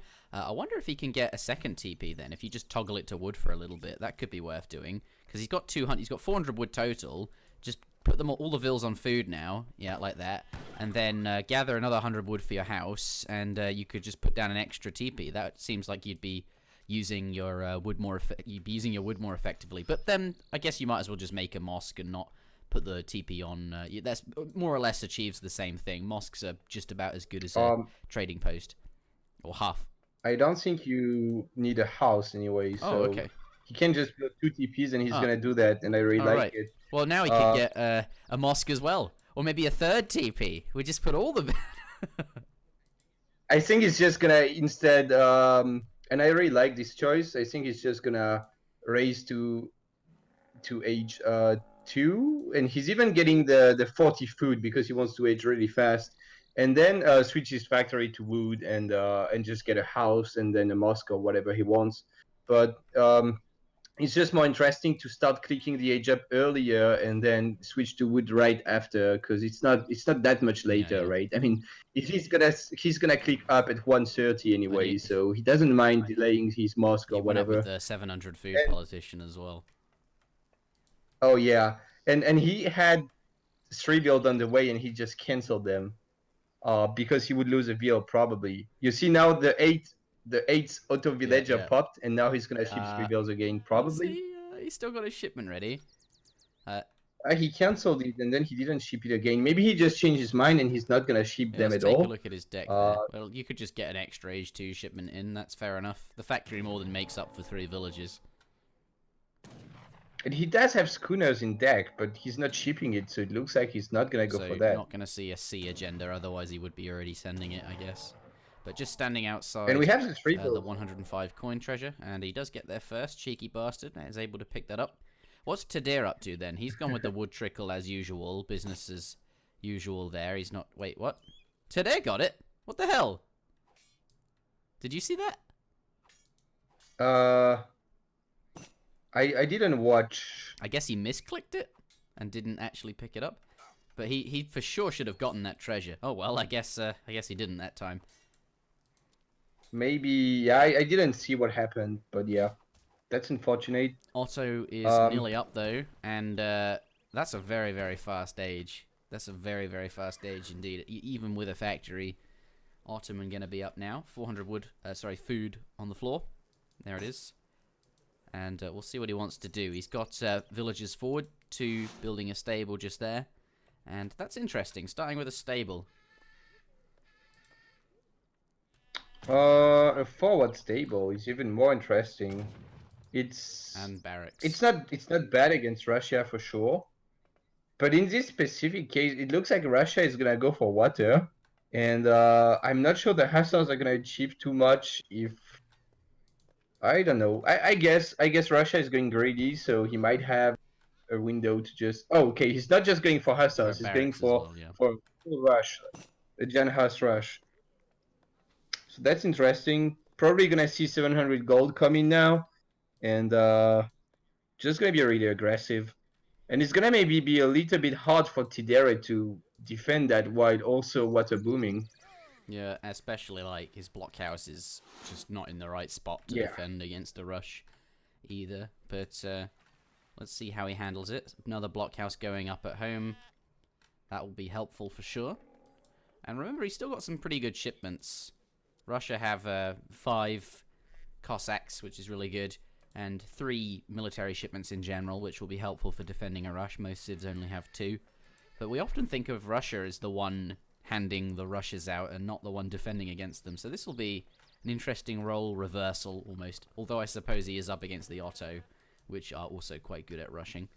But here we go, Janissary's coming in, and Bwinner also has Stagecoach in behind this as well, which is something you wouldn't usually be able to get at the same time, but the factory is really quite nice. But 5 Cossacks and 5 Musks, that's going to be enough. I don't think he's going to have any issues defending here. Yeah, if Bwinner knew about that, he might just push here, but I don't think he scouted that. So he doesn't feel comfortable pushing the base because of the TC fire and the Minutemen, but pushing that lonely blockhouse next to the water would be definitely reasonable. But again, he doesn't know about it. So fortunately for Bwinner, he can take a 3rd trading post, which is not always the case on this map. Like, it's a bit unfair actually. Red would, like, there's no way red can take that, right? But blue can take a 3rd trading post, so a little bit unfortunate, but yeah, it's gonna be nice for Bwinner. He's gonna have 1 more TP with Stagecoach. Yeah. That's the thing, actually. And I wonder if for the LAN I should consider trading post socket placements, because I thought this map was partly picked because the 2 trading posts spawn within your town center radius and can't be built by other players. But this fight here looks like it will be... Yeah. There's a lot of Musks out for the Russia, and he's got his TC and blockhouse there as well. A couple of more Musks coming out of the blockhouse, having a bit of trouble getting into the fight. I think he'll be okay. Yeah. Seems quite decent for Russia. I mean, he's got a TP himself, so Bwinner has only 2 more TPs. He's holding this, definitely, although he's popping Minutemen on the wrong side. But once Bwinner sees the Minutemen, he's gonna pull back for sure, because he can't fight this. So so he's gonna defend, getting a decent trade, getting away with water booming with 2 docks. He's got 7 fishing boats, which is not a ton, but now that he defended the pressure, I think he will be able to get more. He's even got 2 caravels, which is actually sort of useless here, but he doesn't know about it. He's gonna make sure Bwinner can't build a dock with his caravels at least. So now Otto just feels behind at this point. He's got just way less eco and less military, and I'm not sure Bwinner is gonna be able to really do any damage now and prevent Russia from just out booming him. Yeah. It's definitely going to be tough when your opponent's gotten away with the fishing boats, and he didn't even send schooners to do it. Yeah, it's keeping up with that's going to be troublesome. But he does have 3 TP Stagecoach, although his opponent has 1 as well, so I guess it's 2 TP Stagecoach equivalent. And he's now aging up to the Fortress Age, so he's going to be able to make use of those great bombards. And Thar doesn't look like he's going to be able to do that for a while. And he's sent, it's not like he's gotten away with a free water boom. He did have to ship 5 and 4 Cossacks, and he's also shipped 2 Caravels, which aren't really doing anything at all. So this seems like it's okay. It's not over. Let's see what Bwinner can do in the Fortress Age. We're entering a new phase of the game, and I'm quite excited to see Great Bombards. I'm hoping that that is something that Bwinner will want to train. Yeah, I'm actually not sure why Thar felt like he needed to ship 4 Cossacks. Maybe, well, I'm not sure, but anyway, he might just follow up now. And it's not too hard to age up from this position as Russia, because he's got his fishing boats on fish, which is going to help him a lot to age up. But then again, he might just mass from the 700 gold. We'll have to see. But it does look like he's stacking. No, he's spending some. He's got Musks and Cossacks in queue. Musks at both blockhouses by the looks of it there. So he's going to continue training units, which I think works in Bwinner's favor. But he could cancel them. He's just about to head up to Fortress, and as he sees that, he might decide, oh, actually, I want to follow him up. But we shall see. Ages up with 400 wood and a Caravel. Pardon me, galley, but this is not good for the galley against the 2 Vels here. No, it's not. So yeah, now there's 2. Yeah, either you cancel your units or you like pop them and you push to try to get the front base down because your opponent aged up. But it looks like he made the units, but he's not pushing regardless, which is kind of weird, because you should probably try to push if your opponent just aged. Maybe he's gonna go now, but this might just give enough time. Like, he hesitated a little bit, and it might just give enough time to Bwinner to get like 1 more batch of stuff or maybe a unit shipment in. Yep, here we go. I mean, there's still time to do some damage here. Yes, it would be nice to see him attacking the forward base, but the upgrades aren't in yet. Oh, yes, they are. The window has passed. The Janissaries are upgraded. I guess the Falconets still have to travel across the map, but Otto, he's gotten up, and he's not paid. He's not paid like a cost for it. He's okay. This is good for Bwinner. And I'm wondering what the factory's on. It is triggered to artillery, so he will be seeing Great Bombards this game. Oh, baby. Nice. Yeah. But meanwhile, Thar is following up as well, so it's not too bad for him, and he does have much more eco. So there's probably going to be one nice push now from Bwinner before Thar is up. And, oh, Thar, I don't know if his musketeers are bugging or what, but yeah. Oh, that's really unfortunate.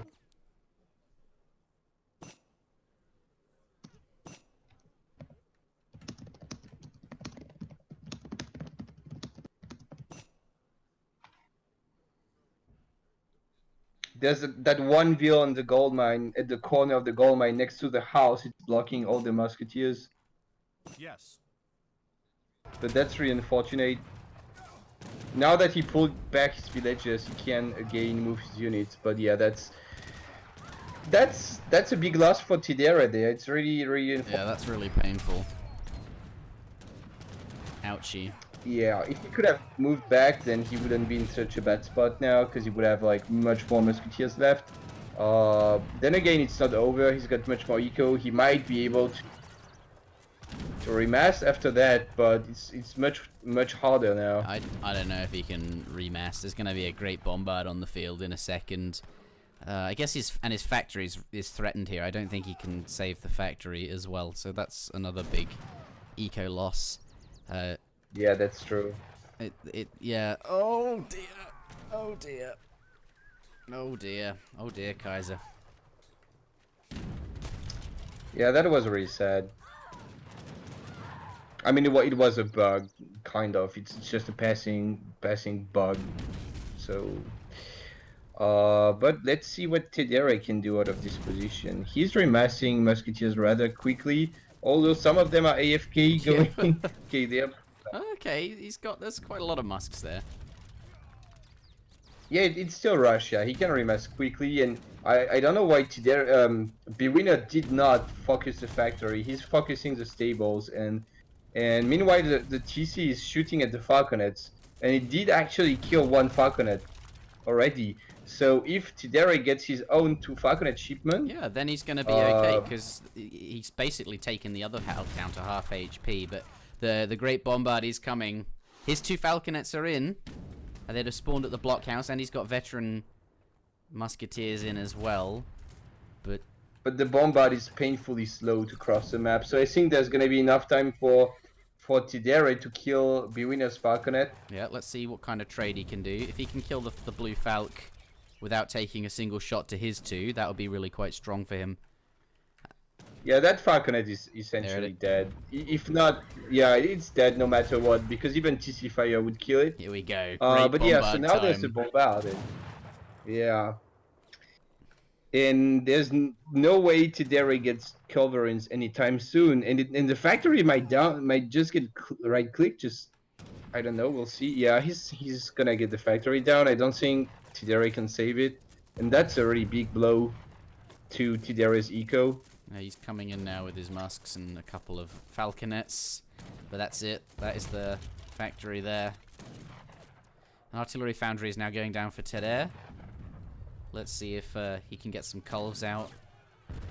But that's a real big issue, killing that bombard. It's got 28 range, the same... Oh, slightly more than a falconet. That's kind of handy. Yeah, just like heavy cannons and rockets. They all have 28, I believe. And it does lots of damage to buildings as well, I think.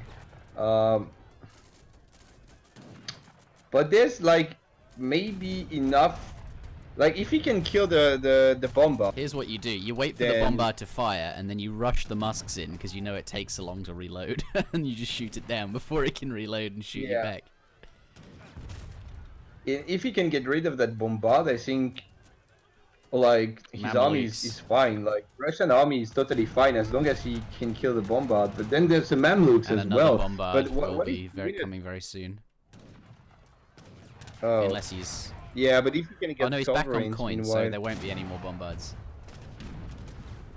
Ah, interesting. Yeah, but here we come, Mamelukes plus the Hussars, and that bombard's still up. Which that's the hard thing to deal with.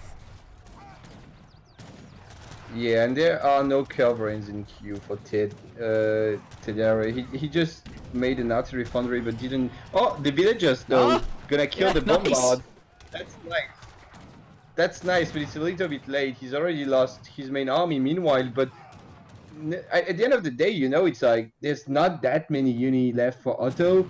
I hope he doesn't fight with Opries. He should just go and raid now. Like, it's maybe even try to kill the factory or something like that, because that's what they're good at. These Opries are useless in fights.